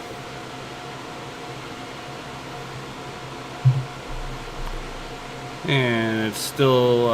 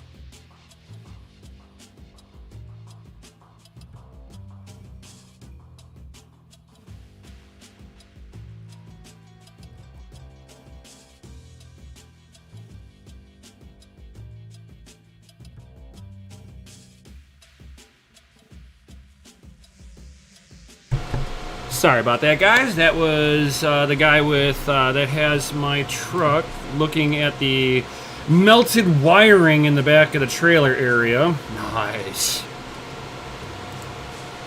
All right. So now we have full hashing boards. Look at that, guys.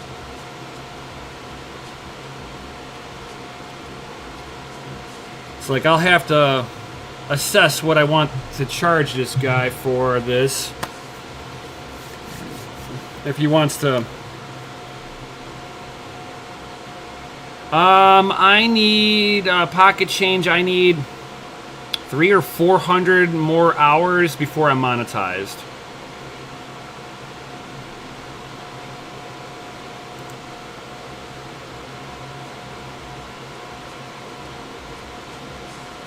Yeah, so I just need like 300 or 400 more hours.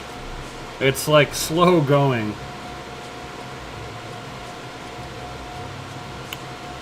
Come on, E3.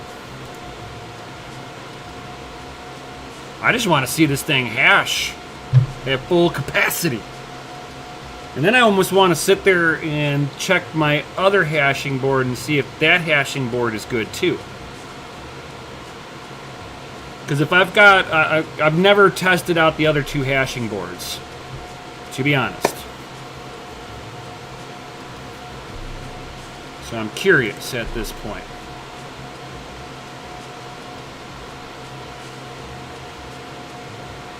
Alright, so she's starting to come alive.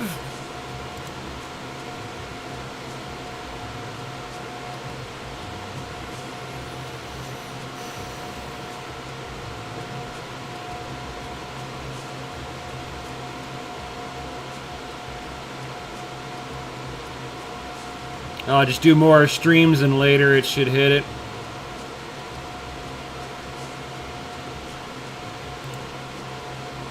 Woohoo! We got hash boards all alive, guys. Johnny Five's alive.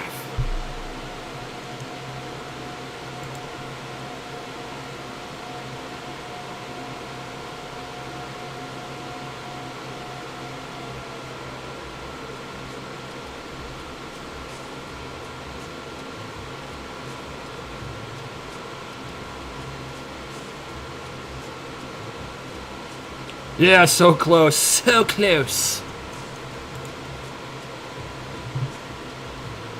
Oh, we got one hash board that has one of the chain states are out. So we got one of mine is damaged. That's fine.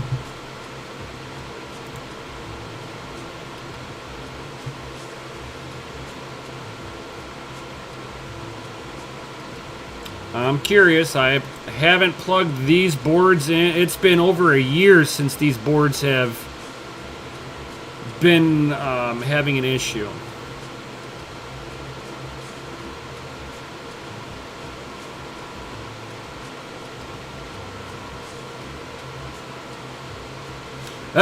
Sean Daniel, you definitely get a like for the short circuit reference. Nice.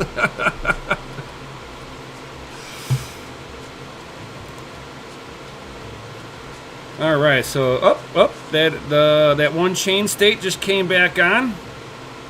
Oh, dude, we are hashing at full potential.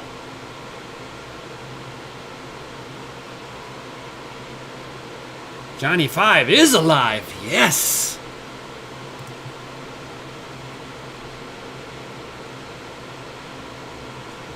Now I'm curious about the other, the last hashing board that I have, if that one's bad or not.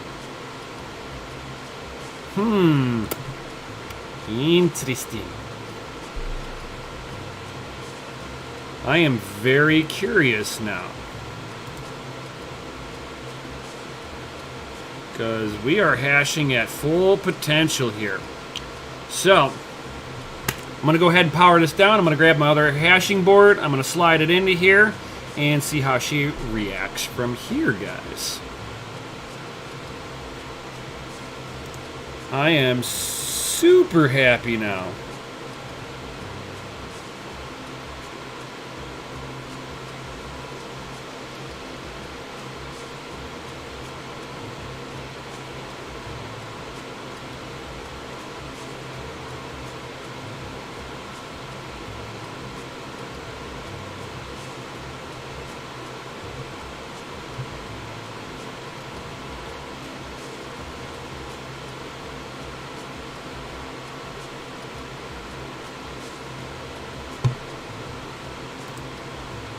Yep, I'm at potential.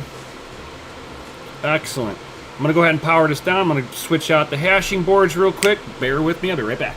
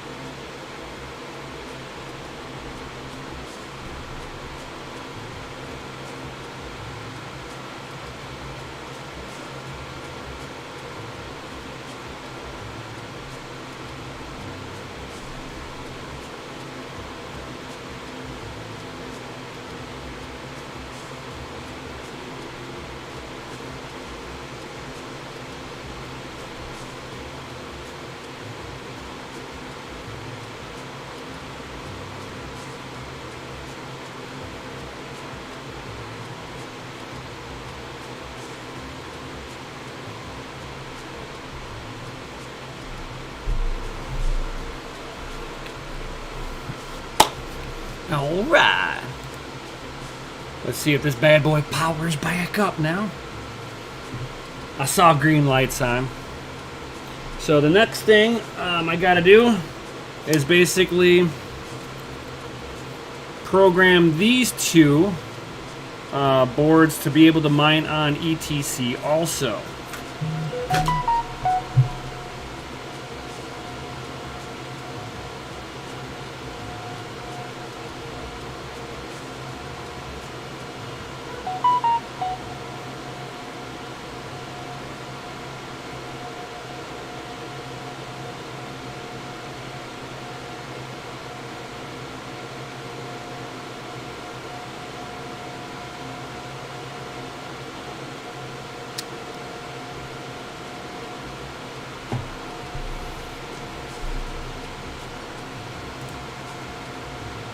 Perfect. And perfect. So it looks like we just have one bad board. Why? What on you committed suicide?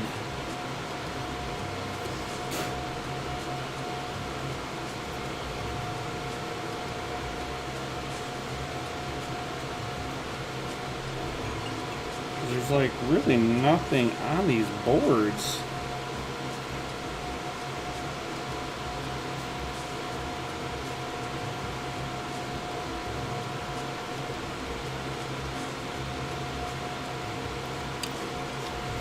Do I have any pliers in here? Because I want to take one of these boards, these hashing boards off.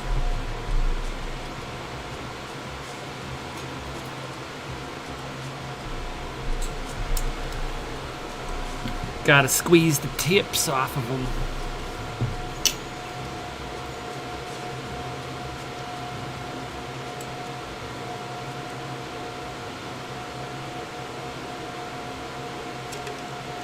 There we go. That's one.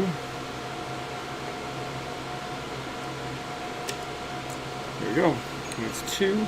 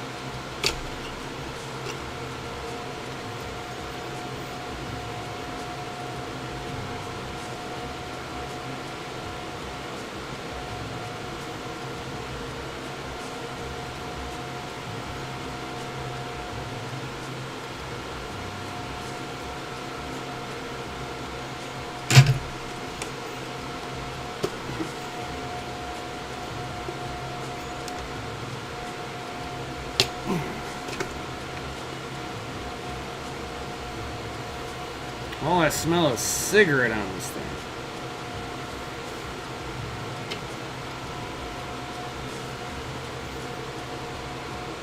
And I don't have a tester for these things at all.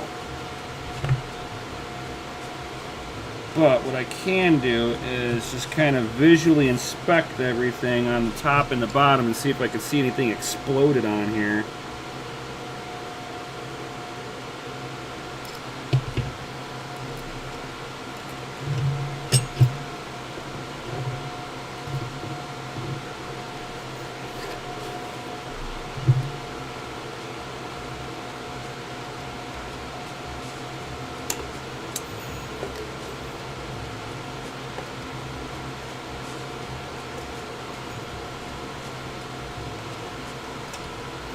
I'm going to go ahead and take off all the hashing boards off of you.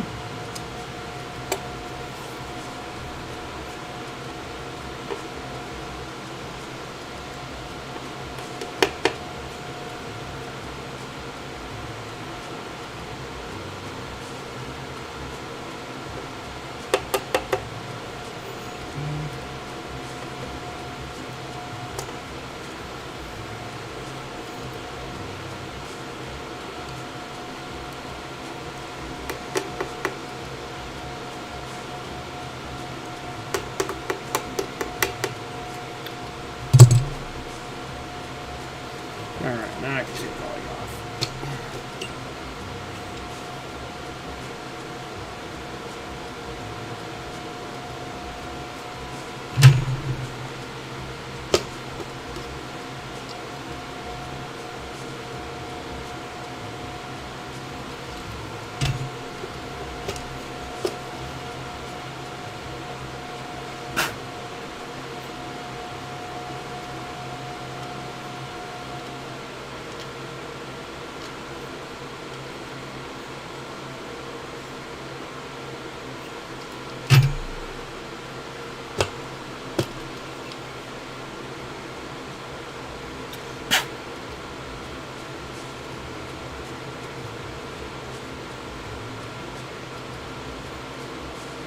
So we got a little bit of like dust, tarry dust in the corner on one of these pins over here.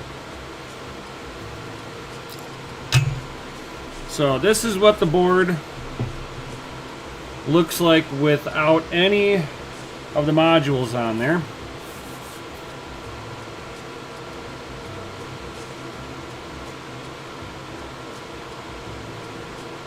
And I see nothing that decided to commit suicide.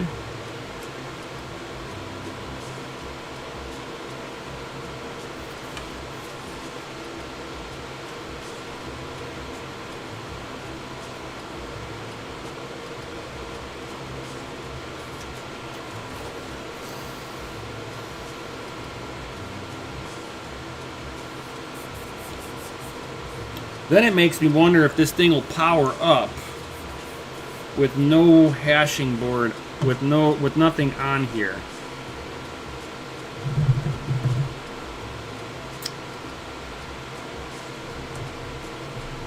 Because if it does, then I know it's in the modules that's having an issue. So, I think I know what I want to do. So what I'm going to do is I'm going to turn the ASIC back off. I'm going to plug this in and see if it will turn if it'll turn the miner on still. Because if it turns the miner on with none of the boards on there, then I at least know it's a module issue and not a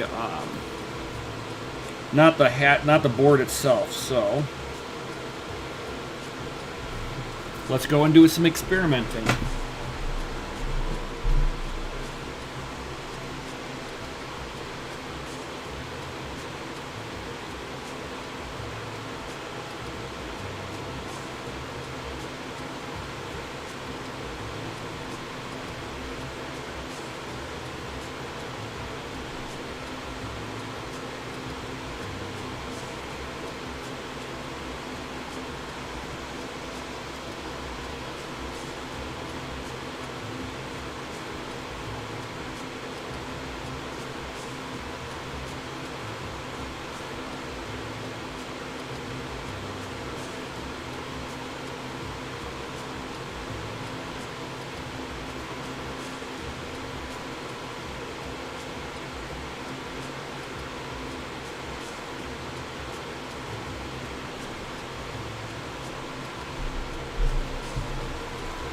Hashboard is the issue.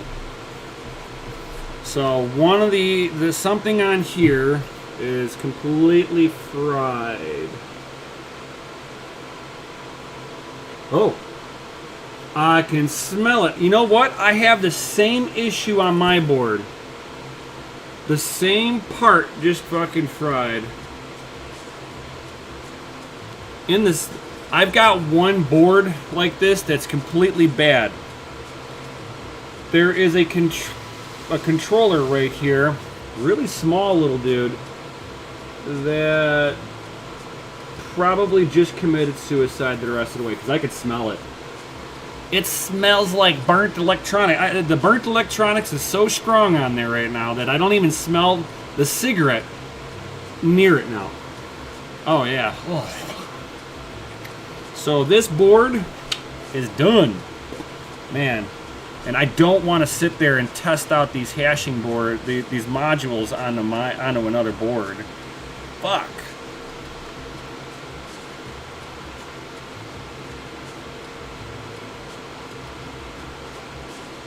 Nice, Golden Wolf.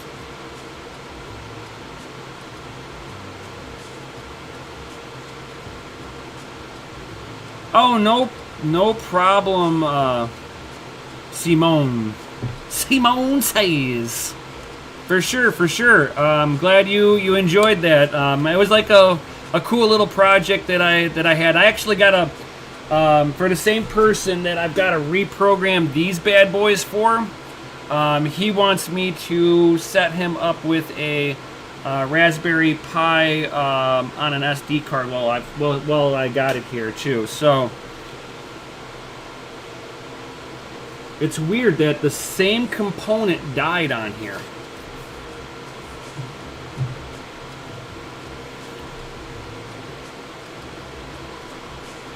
And are these different than my... Well, I gotta see my hash board.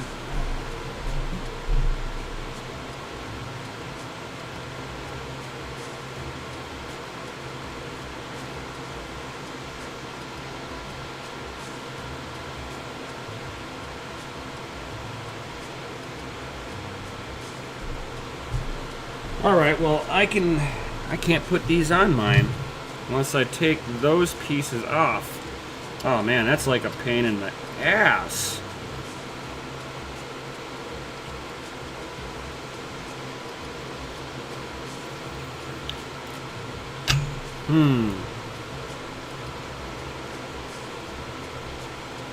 Yeah, I'd need a used board. I've got two, but I don't know if I want to necessarily give them up without a price. No, it's not a cap. I've got one that died the same way.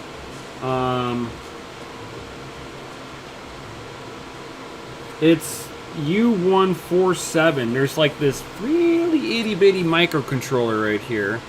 I don't know if my camera, it's right there. This little black thing right below my finger. That is what died. Good God.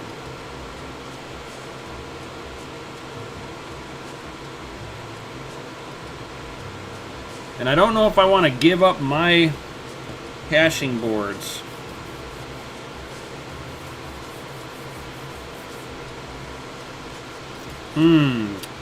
What should I do?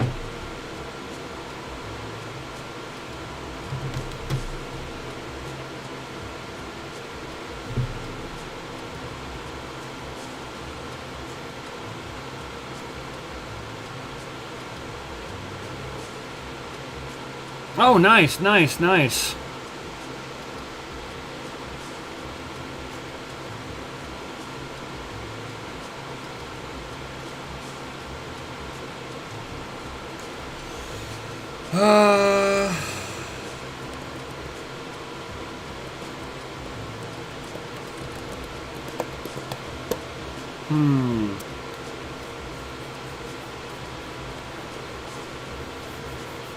I'm just afraid to hook these up onto another board and have him break one of my boards?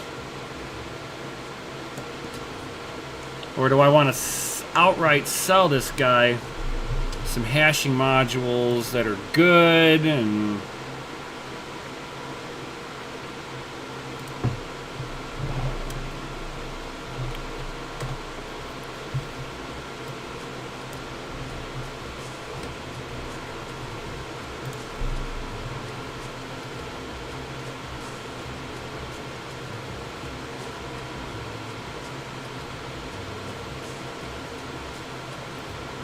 Let's see if they've got any parts on here.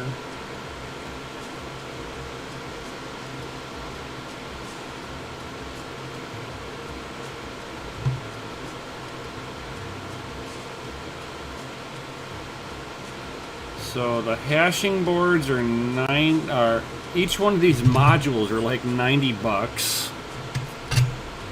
So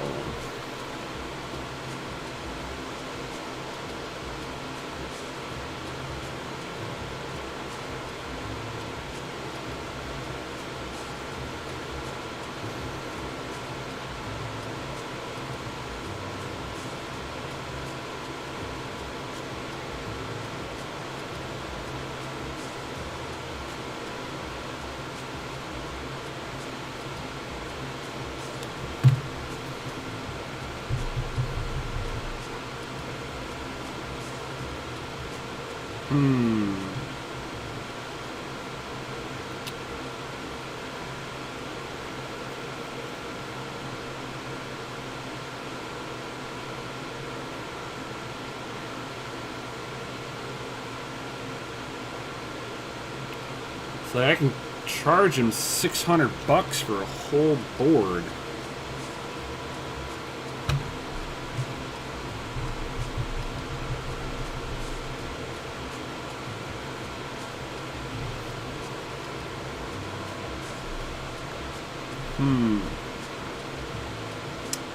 What to do? Yeah, I know. That's my whole thing of why I've got one spare E3 is that this fucker broke, and I just been harvesting parts off of it. The fans on it and all that stuff. Man.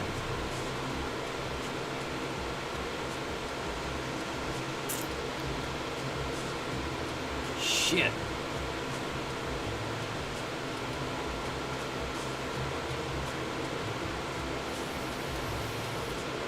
What to do?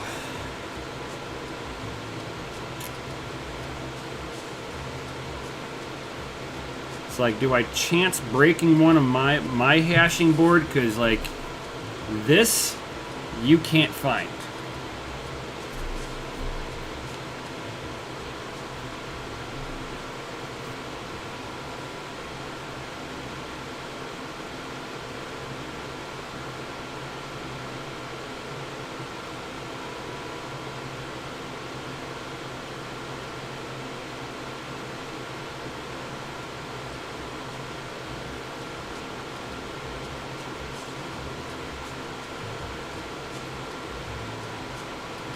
Like, seeing if I can find this board. If I could find this board, I'd order it up for this guy.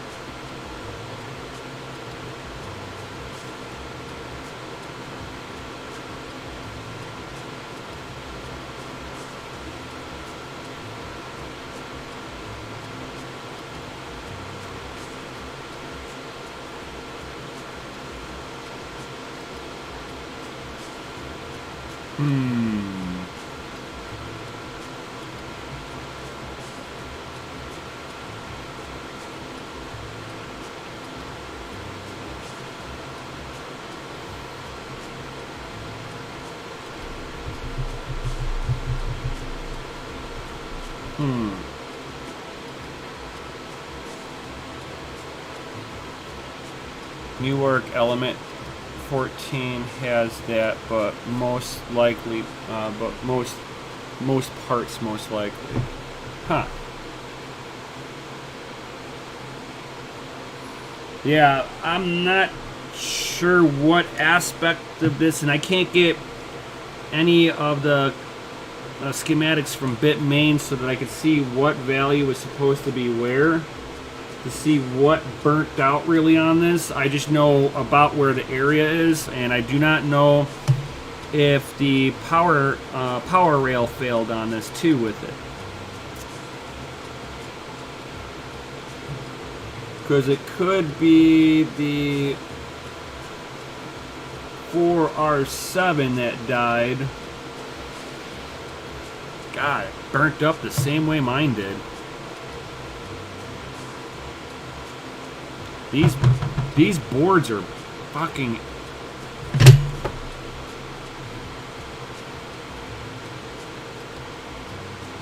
Trial and error resoldering. Yeah, exactly.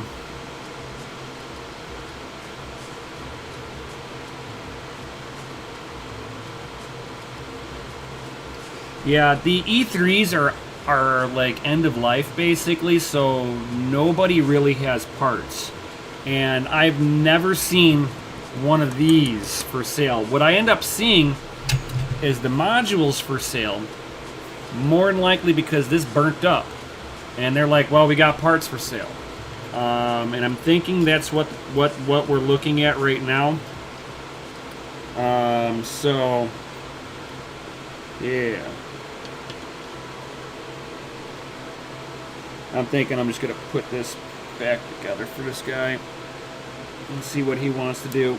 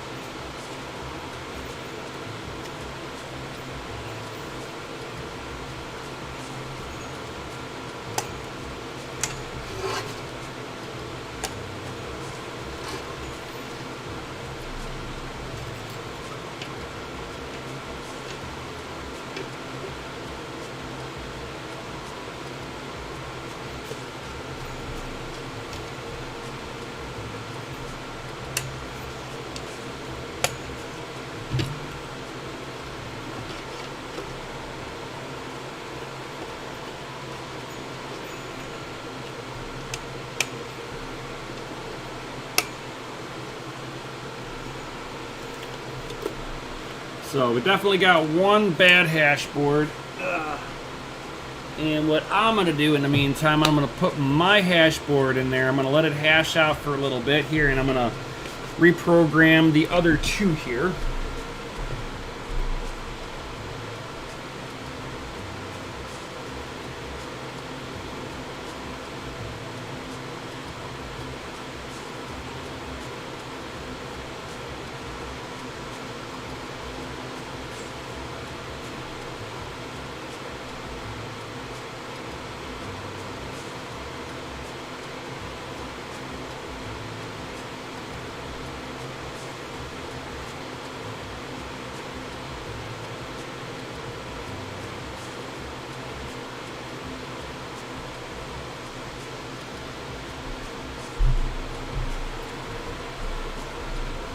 All right.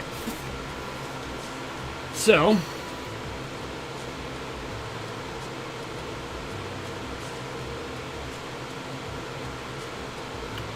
do you guys want to watch me reprogram these other two?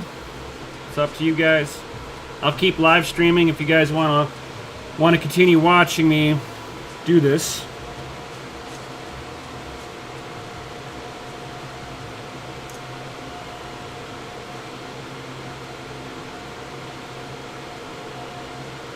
Yeah, it's power surges. So this guy could have had not so clean power. I know mine popped after a thunderstorm. Vertigo, keep streaming, keep streaming. All right. Okay, I will move on to these bad boys. So I'm gonna go ahead and go into my mining room, and I'm gonna start doing these ones.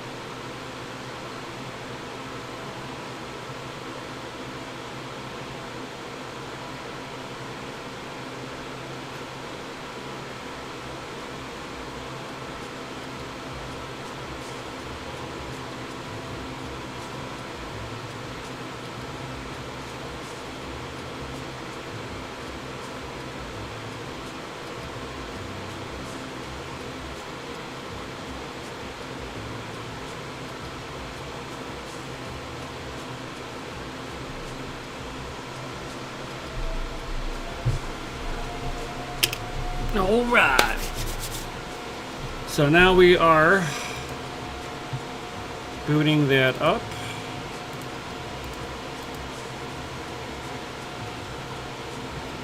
Now we're gonna wait for it to set up on the network.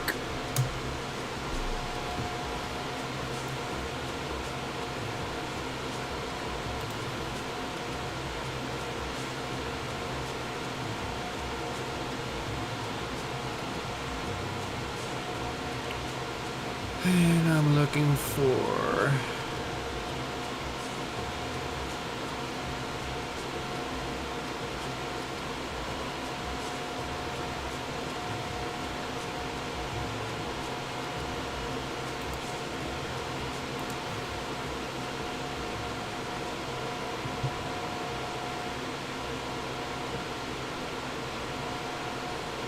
how come I do not see this?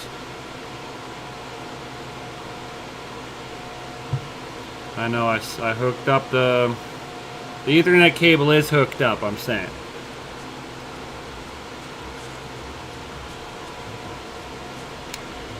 That is weird.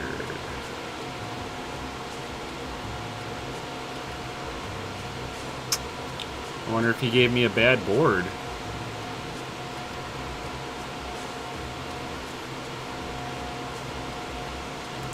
I thought I saw 75.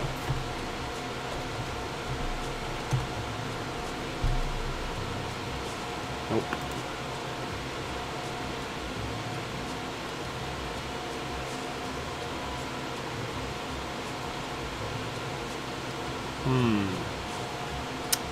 That's suspect. I'm gonna try the other one now.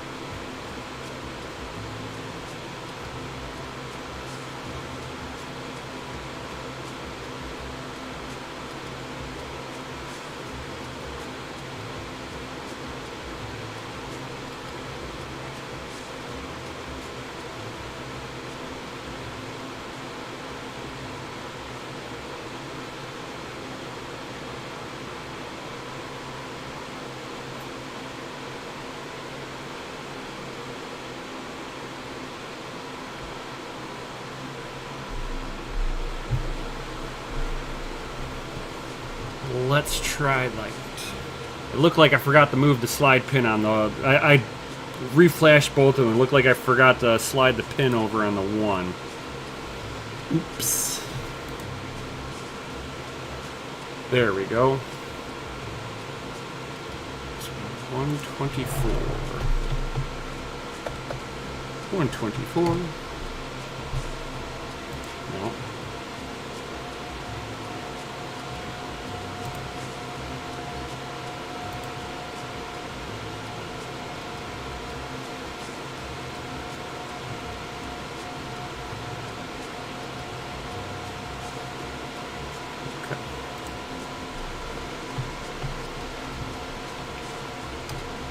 Yep, there we go.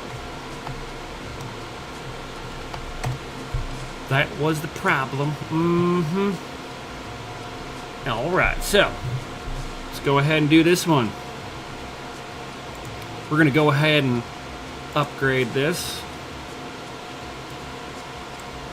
So, step one. Okay.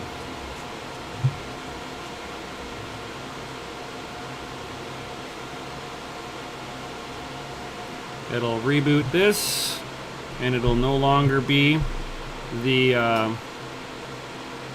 firmware. It won't be the same IP address. It's going to reassign that to 234, something like that.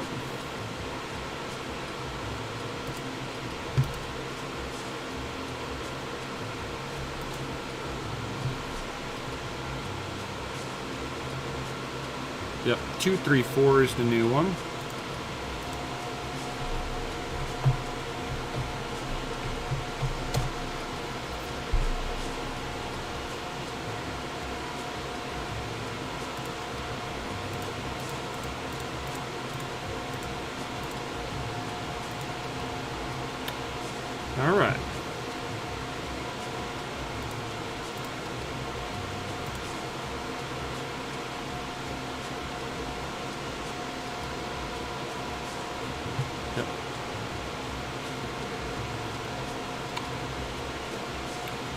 sure that I did everything right. All right, cool.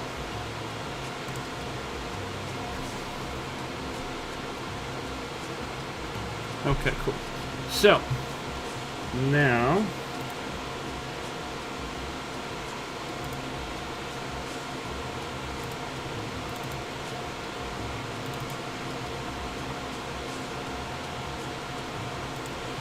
we're gonna do this again. So 2, 3, 4. You're gonna pull up your MAC address, and it should be 4D225. I'm gonna double check that real fast here.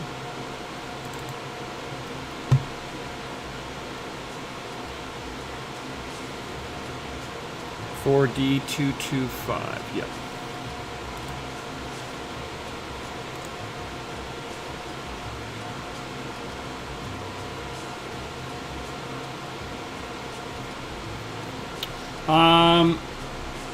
I've been hearing about it for a little while, Golden Wolf, that there was a way to reprogram these, because at the end of the day, I've always known that these are not ASICs. These E3s are SoC chips with memory modules. So basically, it's a simulated GPU. So with that being said, if you've got an SoC chip, that's system over chip, SoCs are reprogrammable, just like a GPU, just like a CPU. The only limitation on these things are the memory controllers. So unfortunately, the memory controller is locked into what it can do. And then I've been hearing probably for a few months that there was a once ETC came out with the ETC hash, I've known about the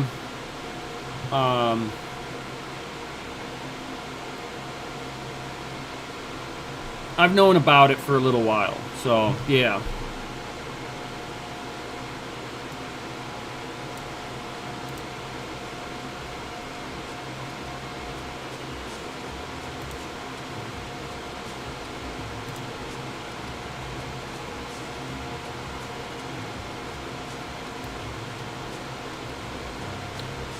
So I believe, with that being said, perfect. Now I can do step 3.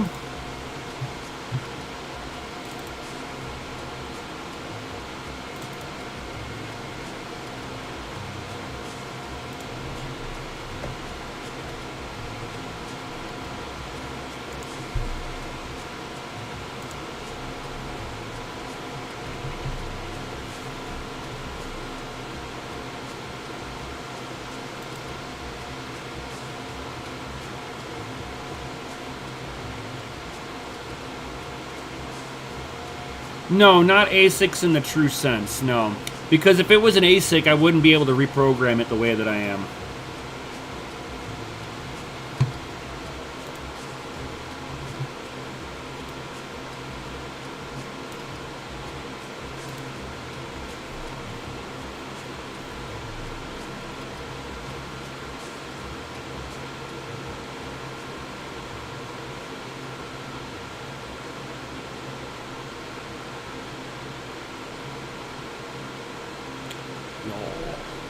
Alright.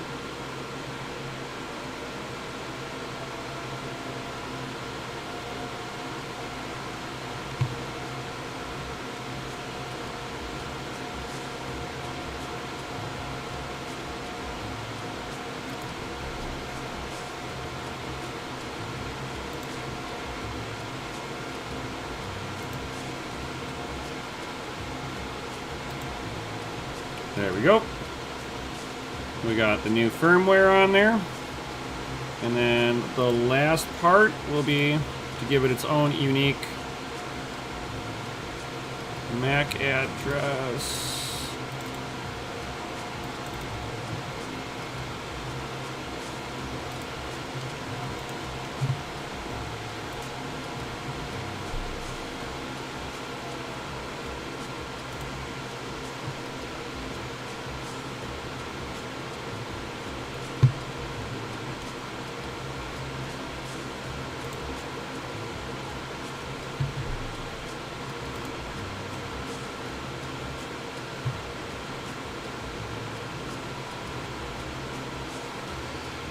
That's easy.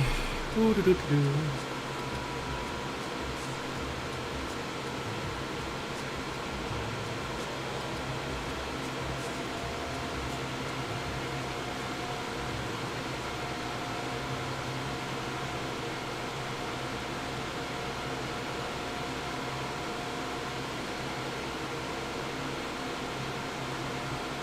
All right.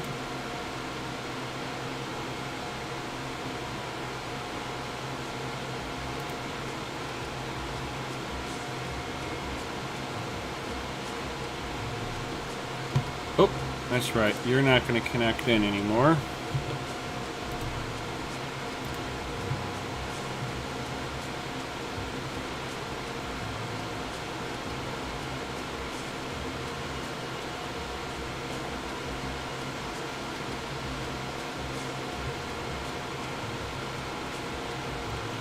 All right, so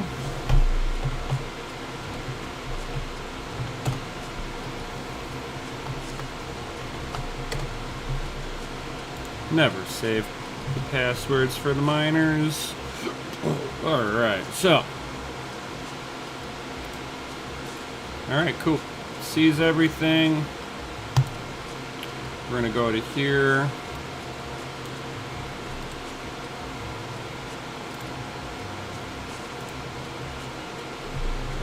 Should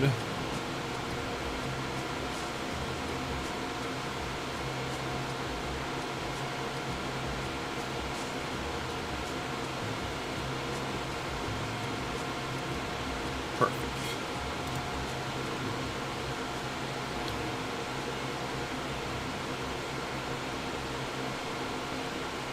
I just want to see it connect into the pool for a moment.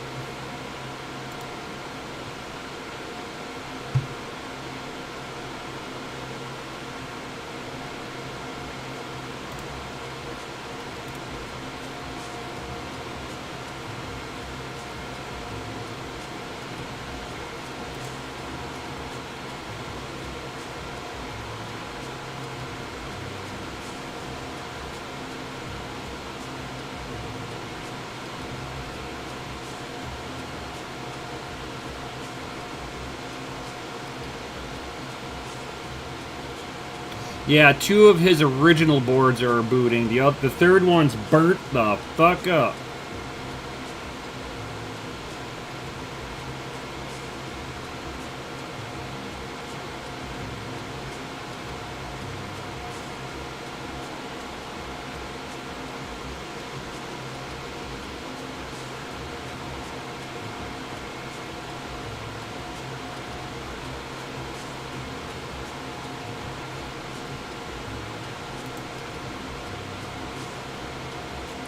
Make sure it connects and tries to hash. Once it starts hashing, I'll move on to reprogramming the last board.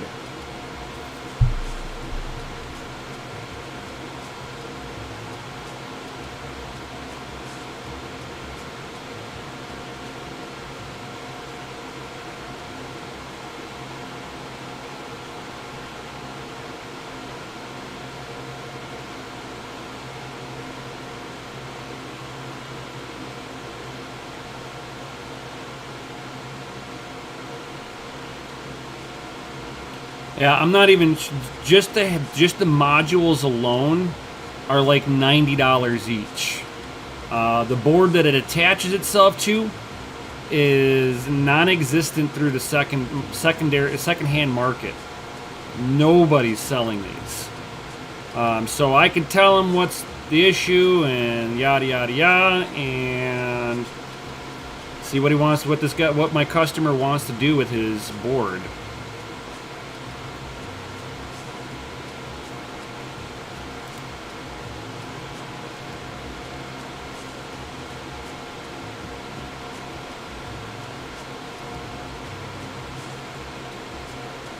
I mean, considering I probably wouldn't give up mine for anything less than like $1,000 to $1,200, realistically.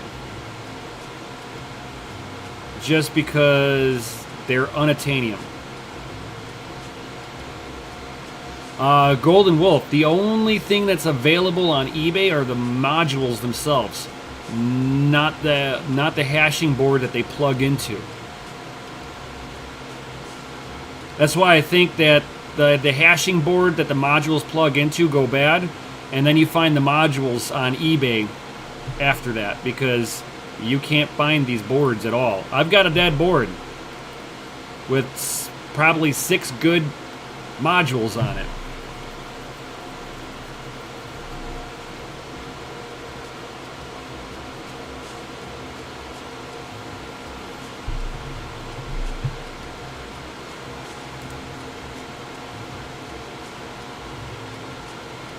Come on. I want to see you lay some hash rate out.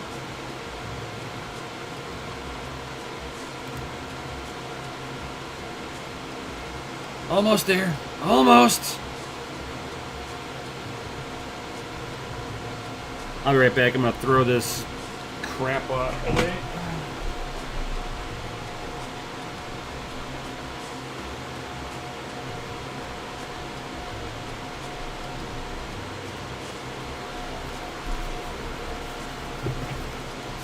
All right.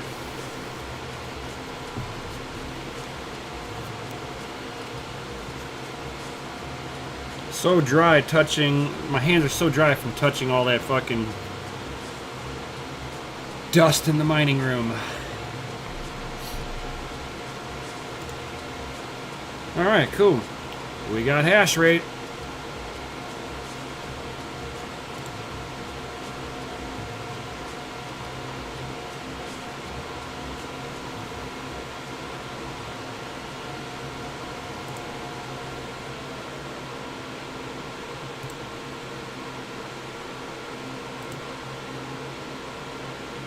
Yep, that's another one that's mining away.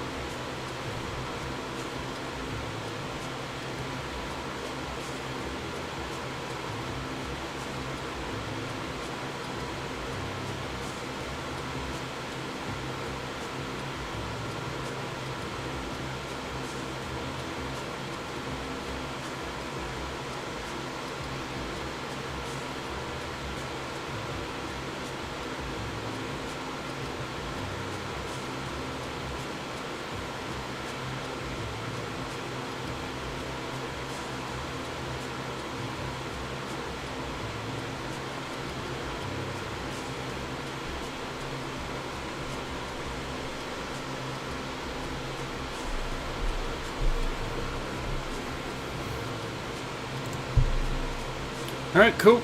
We're at hash, max hash. Let's go on to the last board.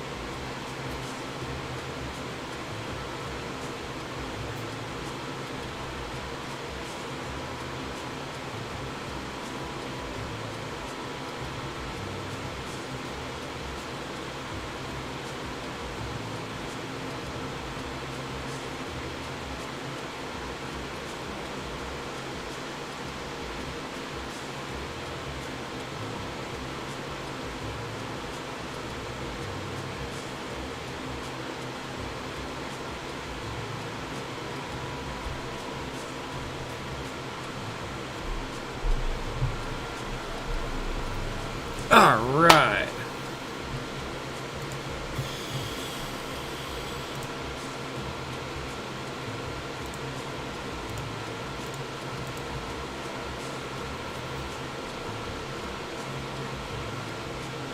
Waiting for the fans to turn on.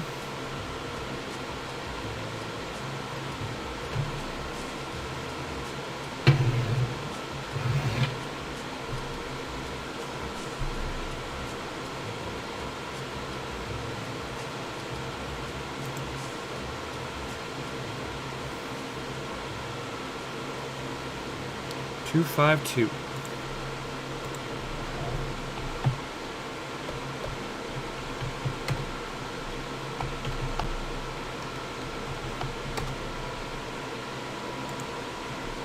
All right. Time to do this again. Go to the upgrade.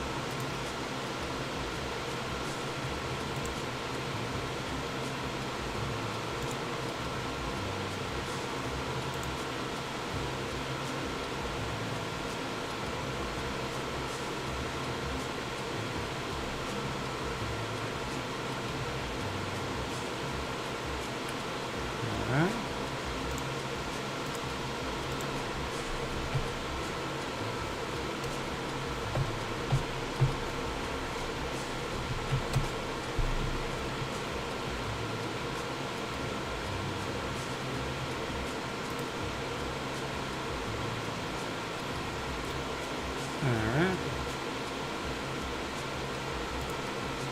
Perfect. Alright, cool. Now I can open up my files.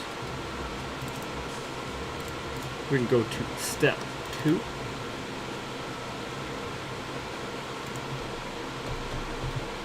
Two, three, four. Get the Mac on here. 4D225.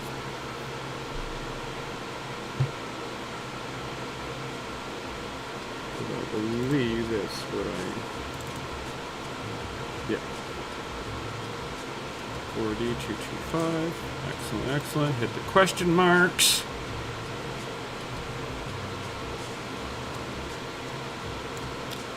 All right, it's implementing its code.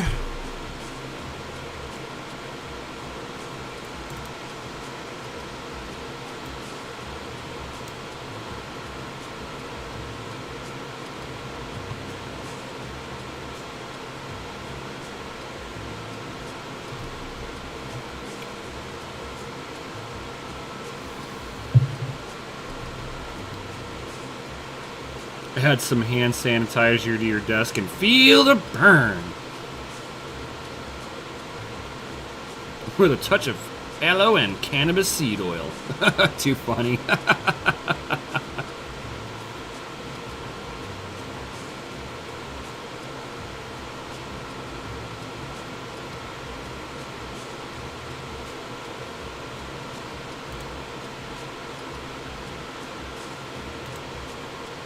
Alright, so step 2 is done. Now I can go to step 3.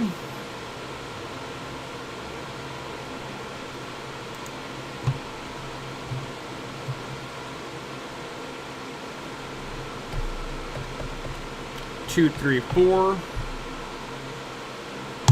Get that MAC address again, and 4D225. And hit the question marks.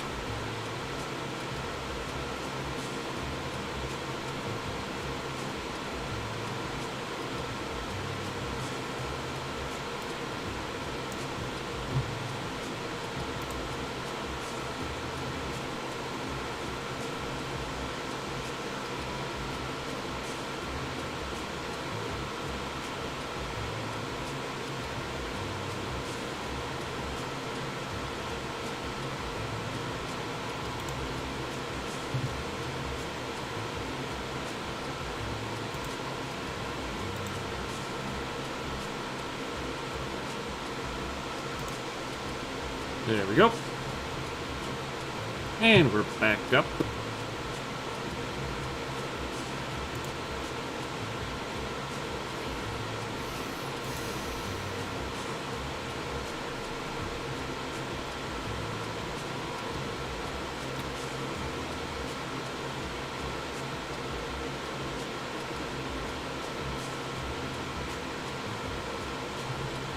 And it's a Xilinx chipset, of course. All right, cool. And I can go back into here.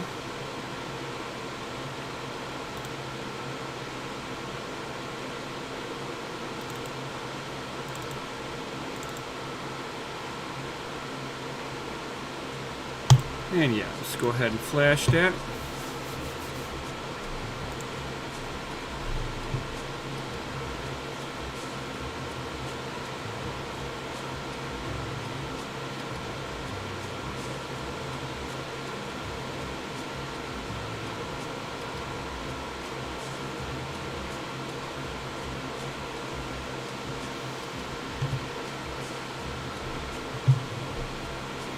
And I'll need to see this in my router.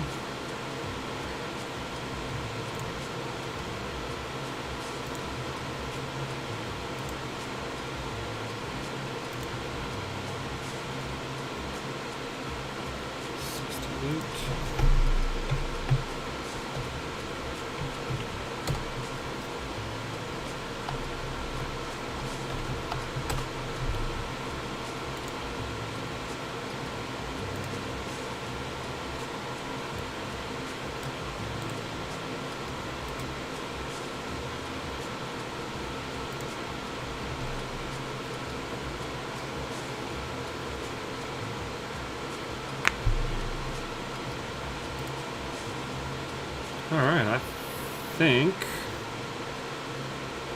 that was everything. Perfect.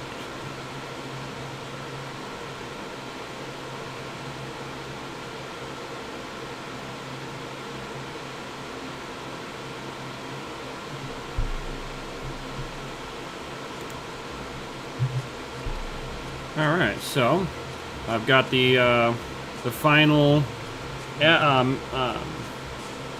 address for it in there, so that I can the final IP address.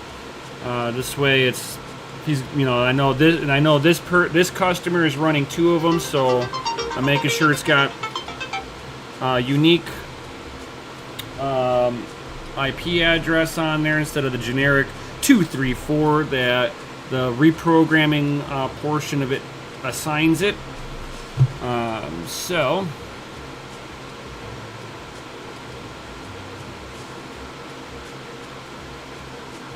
yeah, add to cart. Out of stock. No. No bot problem at all. People, I will call you back in a moment here.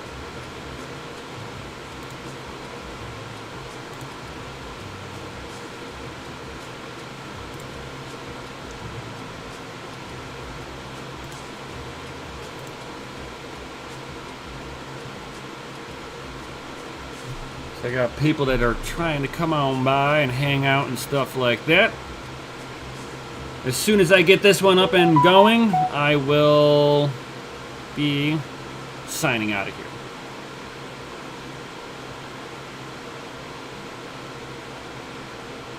I just want to make sure this is posting on Poolside.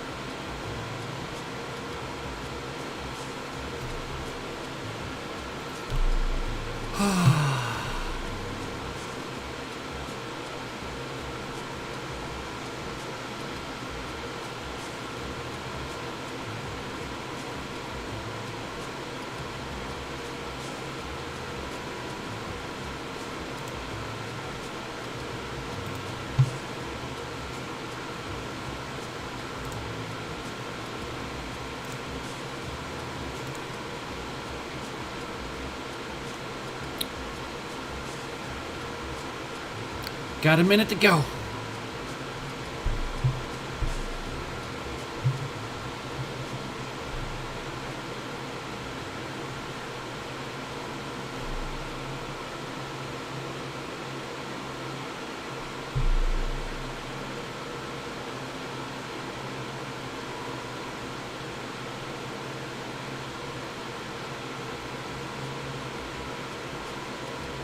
Oh, I'm just shutting. I was just shutting down my one FPGA that's really not mega profitable.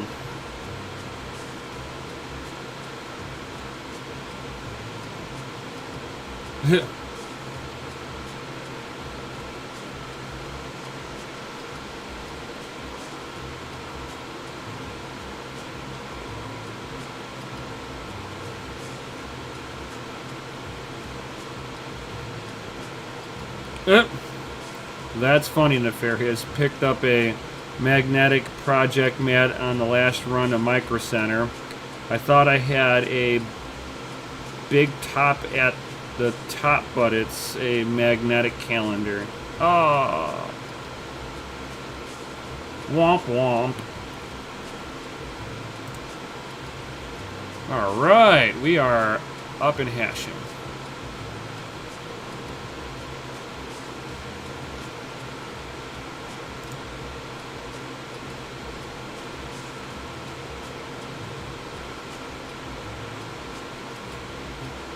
Oh, no problem, James. No problem.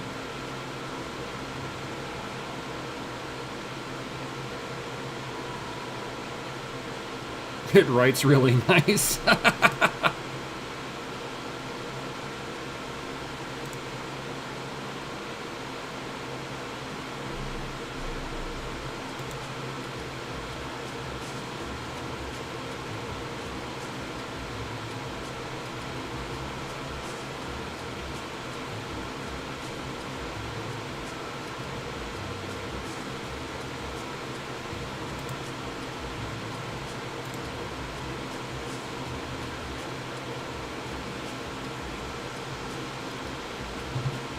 Like, why are you got X's on here? Like you're not hashing properly. This control board might have an issue.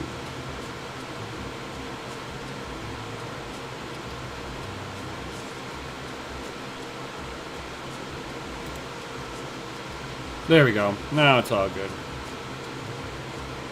Awesome.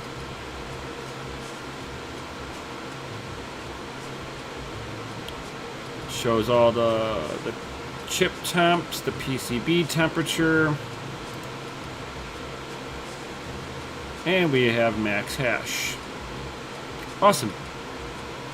All right, so that is that.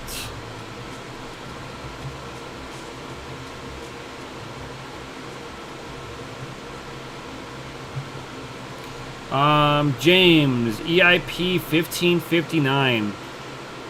I hope doesn't get implemented the way that they're talking about it, which will basically nerf what we get as miners for Ethereum.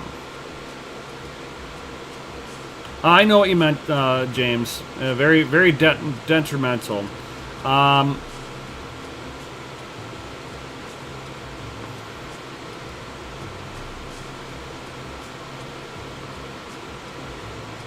Oops. Too funny, Nefarious. So basically, if you think about the hash rate that's on Ethereum, if they disincentivize the GPU miners, they're going to go to a different coin. If it's no different profitability, if you're more profitable, Beam, Grin, Raven, any of the other altcoins, you're going to move your rigs over there. And with that being said, at least 50, if they do this and people are like, you know what, the hell with Ethereum, they're going to lose about half of their hash rate. And then they're going to have the same problem that ETC had, where they were getting 51% attack just railed on them. And there was nothing the devs could do to stop it. So they're hoping that the EIP 1559 with the fee burn structure, that it's going to magically make the Ethereum price go up, to where, I'm not sure exactly what they're talking about with how they're going to do with that. Now, I would be more for a standardization of the gas fees during peak moments. Maybe 20% gas fee upper limit. 5% gas fee on the lower limit, and an equal distribution of the fee. Okay, cool. I'm okay with that, but the straight up take away the rewards for leaving your rigs on Ethereum, I'm not cool with that. And at the end of the day, the devs really don't care about Ethereum, the Ethereum miners. A lot of them don't believe in mining. They think it's a waste of resources, a waste of computer power. But unless they do this also to the stakers, it's going to be bullshit. If they allow the fee structure to still be there for the stakers, and you take it away from the miners, that I'll have an issue with. And with that being said, I'm just gonna mine Ethereum and change it into Bitcoin as soon as I get it. I don't believe in Ethereum. Is it going to go away? No. A lot of good projects are built on Ethereum, unfortunately. So there's I've got my reservations on what's going to happen. I think that's the best way to put it. Is Ethereum something that I want to hold on to long term? No. It's not Bitcoin. So, am I a bit of a Bitcoin maximalist? Yeah. Do I believe that altcoins have a purpose? Oh yeah. Do I believe that some altcoins have utilitarian has a utility behind it? Yes. How many of them out? But ETH has utility because applications are built on it. Is Ravencoin? Not really. They've got their asset that you can lock up onto there, but after that, there's really nothing for Ravencoin. A lot of these other coins, they're really finite on what their use case really is. So,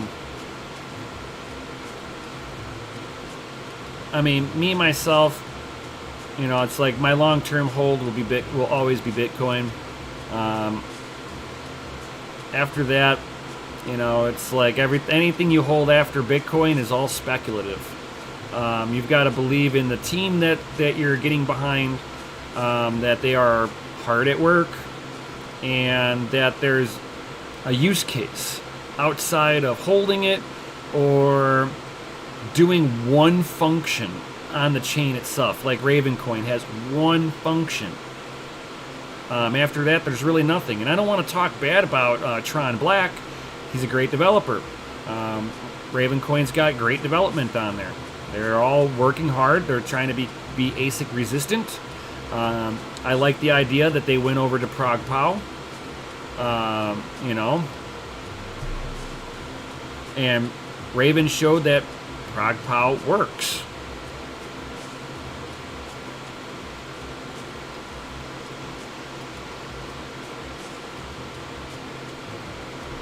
No problem, Dan the Dane. Hey, what's going on, Max Voltage? What up, what up? You just missed all the fun. I just got a bunch of E3s. I basically got 3 more E3s on Ethereum Classic. But, yeah, I mean, and Bitsby Trippin' even did a good little breakdown on this too, where he was showing what the pricings would have to be to absorb all the Ethereum miners. So basically, Ravencoin would have to hit between 40 and 50 cents per coin to support the miners coming over to their network. So with that being said, there's some use cases behind things, but yeah, the other coins have got to step up if they want to absorb some of this hash rate. Now, I do like the idea that, if they do the EIP 1559, that some of these other altcoins are going to get some love. but we'll have to see how that all works out long term. And with that, guys, you guys got any other questions before I head up out of here? Considering my phone's just blowing up over here. I've got 3 people now trying to get a hold of me.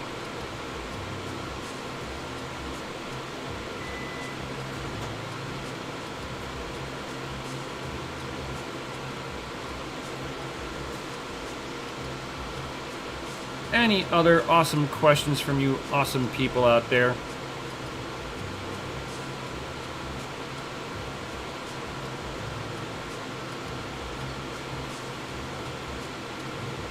Anything whatsoever.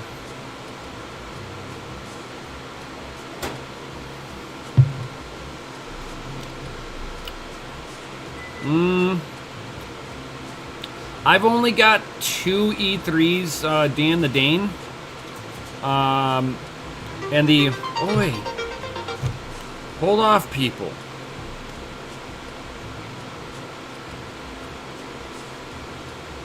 Yeah, from Raven hits 40 to 50 cents. Yeah, for sure.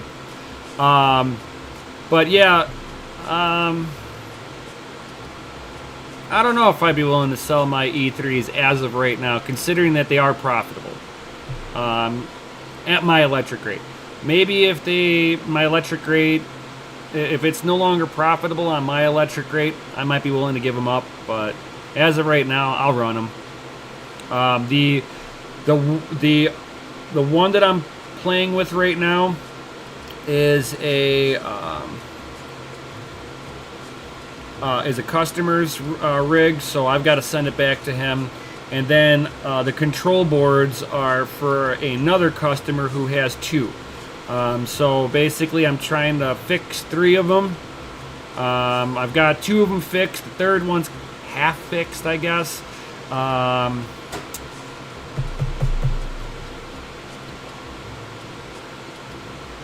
mean, yeah.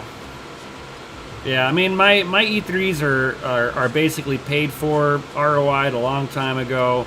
So all it's costing me is electric to run them at this point. It looks like they're going for like $1,000 to $1,500 a piece on like eBay or something like that. And then Dan, you live in another country. The shipping is going to be astronomical, and import tax, dude. It's going to fucking kill you. Considering that I think these things are making like $6 a day. So, I mean, they'll ROI, but they're just going to take a hot minute. But yeah.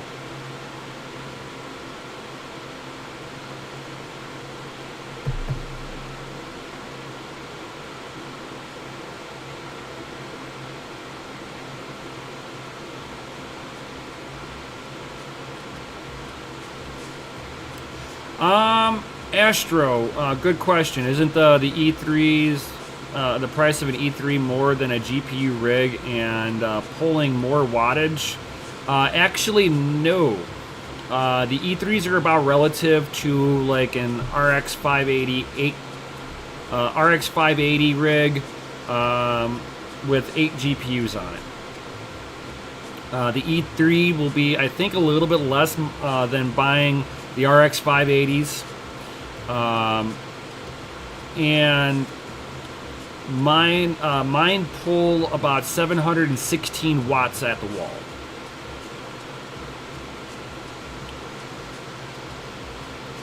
For 200 mega hash. So 716 watts at 200 mega hash. My AMD rig pulls about that. I'm like right around 710 watts at the wall with my my RX 580 8 gig rig, and that's giving me 248 mega hash. So it's I would say they're relative, in my opinion.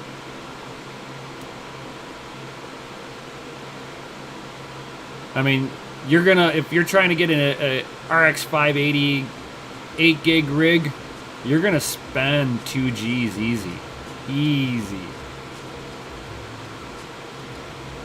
And since the E3s can be reprogrammed now to run on ETC hash, which is Ethereum Classic, they're now profitable on a 4, because ETC only requires a 2 gigabytes or 2 or 3 gigabytes, something like that. I think it's 2.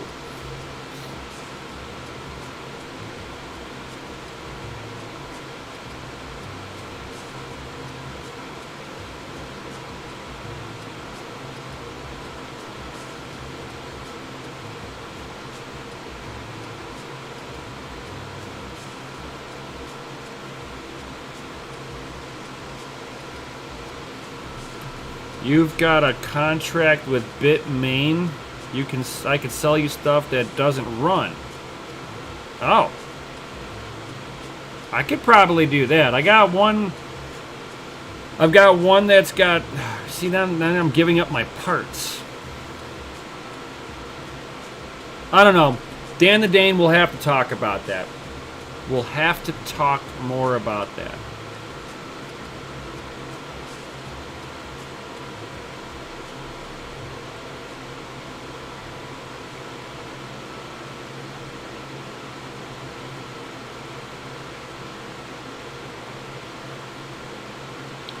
Woo!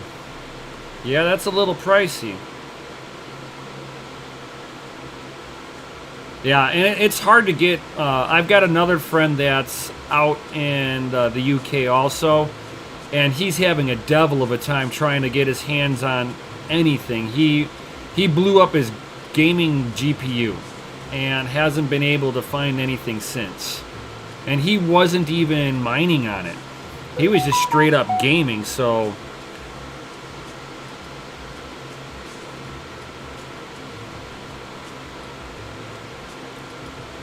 Yeah, Astro, I bet it's impossible to get Antminers out by you.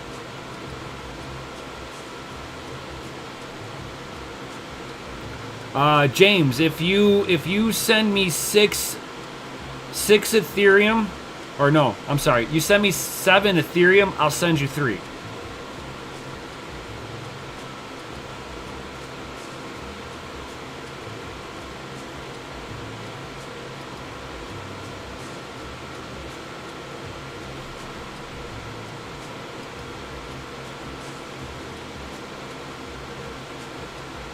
Oh, nice, Dan to Dane. Tempting.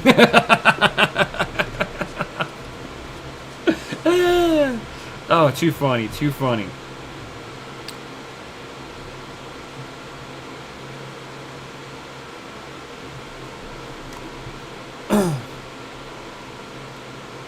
Yeah, Dan and Dane, we'll have to talk a little bit. We could talk a little after the stream. I got a few people that I've got to take care of and hang out with them, but we could probably talk about my one E3 that I've had for parts. There's no Delta fans. It needs 2 Delta fans, and it'll have at least one bad board, but the modules are all good on it. The other two boards work perfectly fine. There's no issues with them whatsoever. I'm actually running them. I have in my customer's unit, I pulled out his bad one here, and I'm running one of mine in there to make sure everything is working properly and it's got full hash.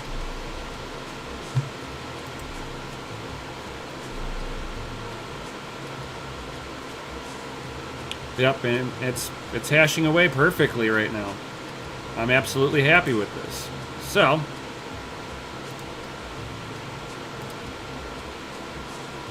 hey, wait a minute here. This one's having an issue. Whoa, check this out, guys. This control board is fucked, I think. After 18 minutes, it's like all over the place. What the fuck happened?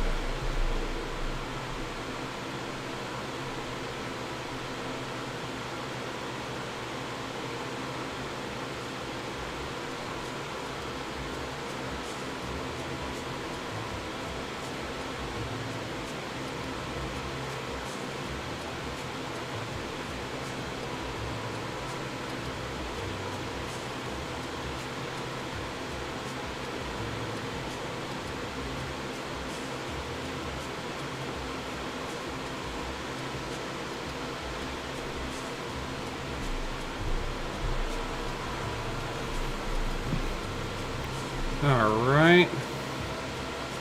For whatever reason, yeah, it felt really neglected.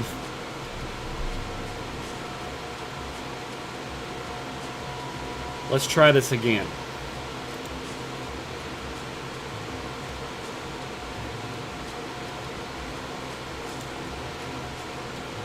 The fans weren't happy at this time. Now I hear the fans.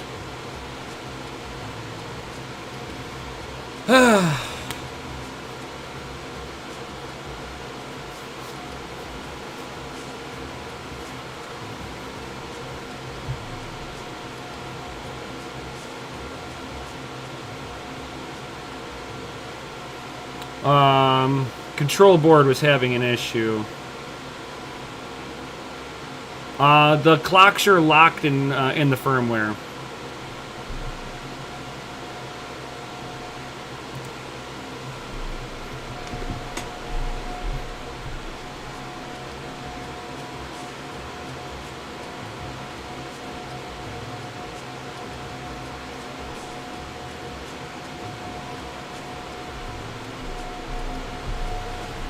The fans were not wanting to spin up at first. Don't know why, but it's working now.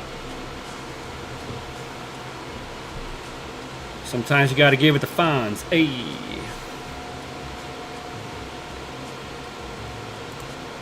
Hopefully I didn't just fucking foobar my shit. I'll be kind of pissed off if I did.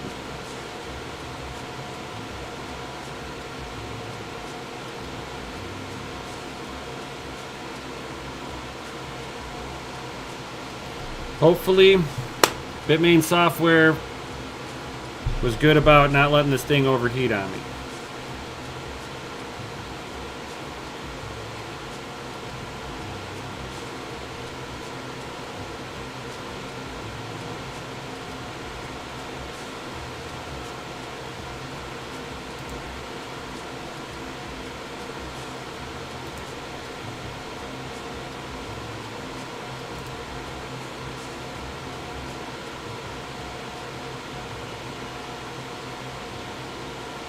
Yeah, foobar.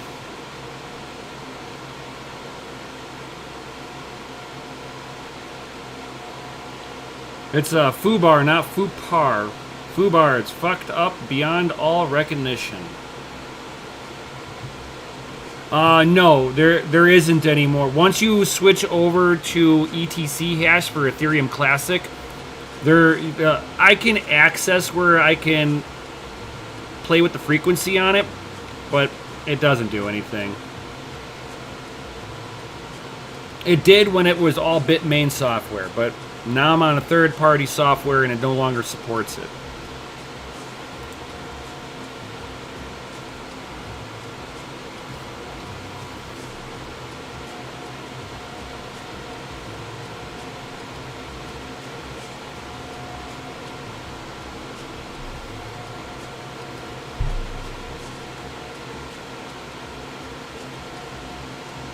Oh, excuse me.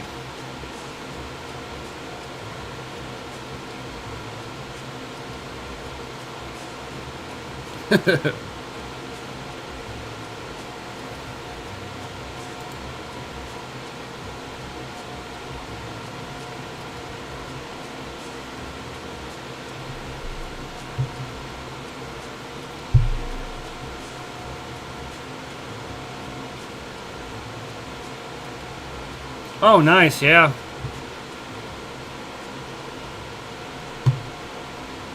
For sure, Astro. Yeah, that'd be that pretty cool. I know somebody who had a Z9 mini farm.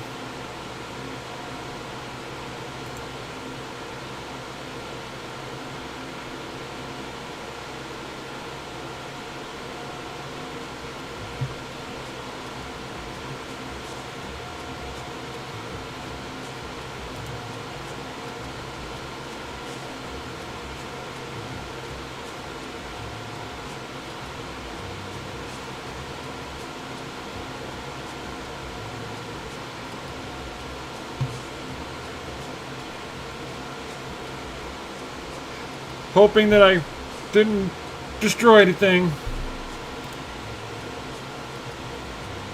All right. Got no X's. Got all O's. No X's. Got all O's.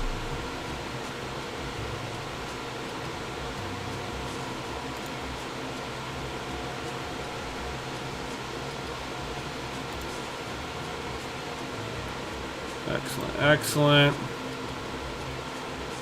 Temps are good.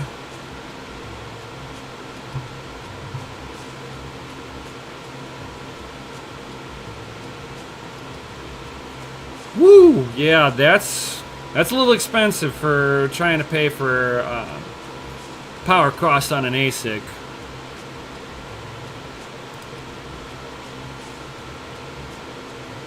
Alright, my temperatures are back under control.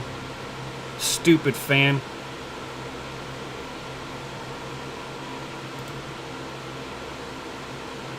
It didn't like the reboot that I did it the last time, so I had to hard reboot it, and now it's working fine.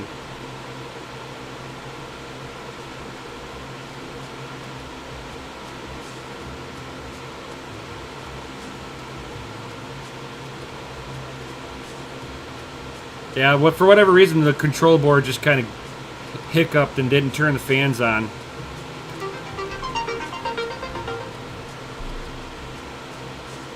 Alright, cool. Temperatures are good now because the fans are on. I'm going to go double check to make sure the fans are running.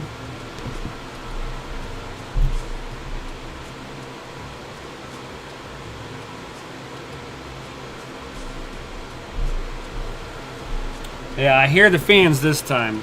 The last time I didn't hear the fans going off, so for whatever reason the fans didn't turn on whenever I applied the firmware that gave the control board its unique IP address. So it is what it is. I fixed it.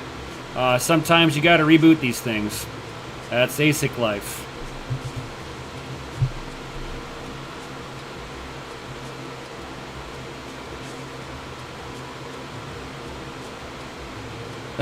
Good God, Dan the Dane. That is expensive. 41 cents USD residential. Holy shit. No, thank you. Like you pay half that, Astro.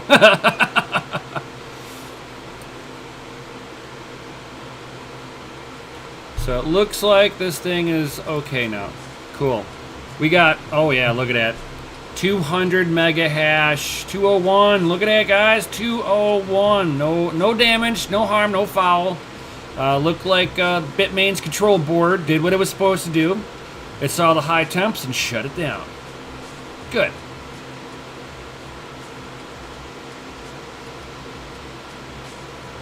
All gravy.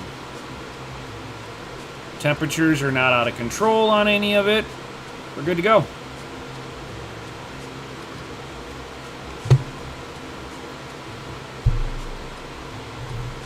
No, solar required, yeah. Right? I'd be doing solar power if I was Dan the Dane at that kind of money. Woo! Oh, you already do. You got 2 wind turbines, 16 solar panels. One system's off-grid, the other one's grid-tied. Nice.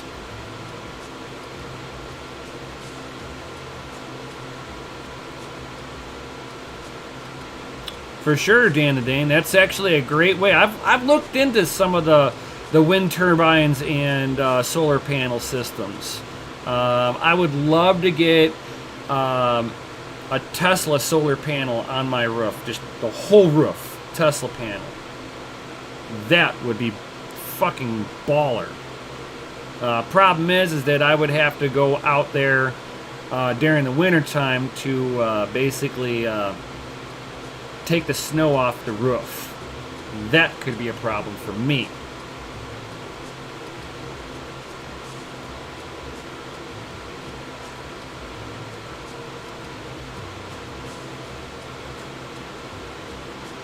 Oh, nice, Dan Dane. J-Mad back from looting. Too funny, too funny. Alright, guys, so Yeah, plus the cost to pay off the solar gear. That's always been my issue, is the cost of everything. Yeah, you're going to supplement your power bill, but now you've got infrastructure that you had to pay for in order to do that. Loot the dip.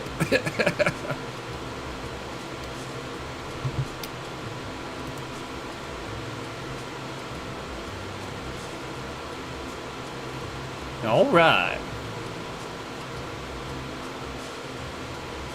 Yeah, and then the cost of the storage batteries, if you're going to have everything run overnight, that gets expensive unless you just have it to where, well, J-Man, you can also do it where you have the solar panels on during the day, and then at night it kicks over to the grid.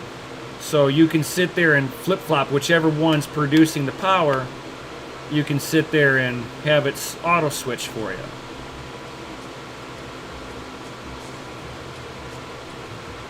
Or you just have it where it's nighttime and your rigs turn off, and then in the morning they turn back on.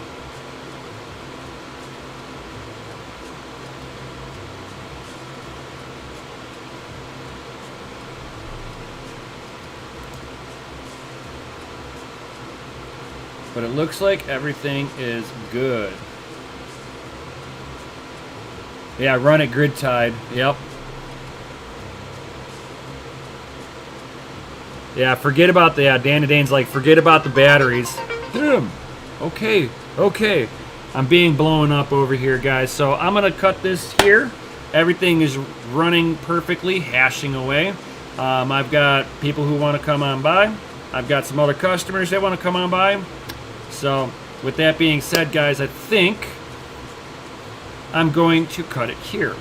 So, thank you all for being here and all that good stuff. Definitely smash that Lizzie like button. Subscribe if you're new here. I do see a couple of new faces here. So, if you haven't subscribed, please do. Make sure you hit the bell notification. This way, whenever I go live or drop new videos, you guys will all be informed when I do this. A Doge giveaway. I don't know. Maybe. I think about it. Might be able to do it my next live stream, maybe. I'll think about it. I have to see what I've all got.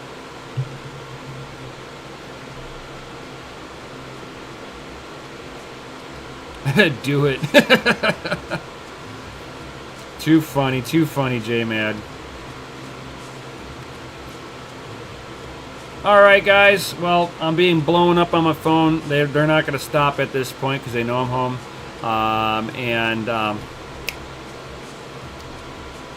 I will definitely catch you guys on the next one. If you guys want to watch me game or whatever, talk crypto and game, check me out on Twitch under Crypto and Hot Rods. I might be on there a little bit later on tonight, gaming, before I go to bed and all that good stuff. So if you guys want to do that, cool. Otherwise, I'll see you all on the next one. Yo.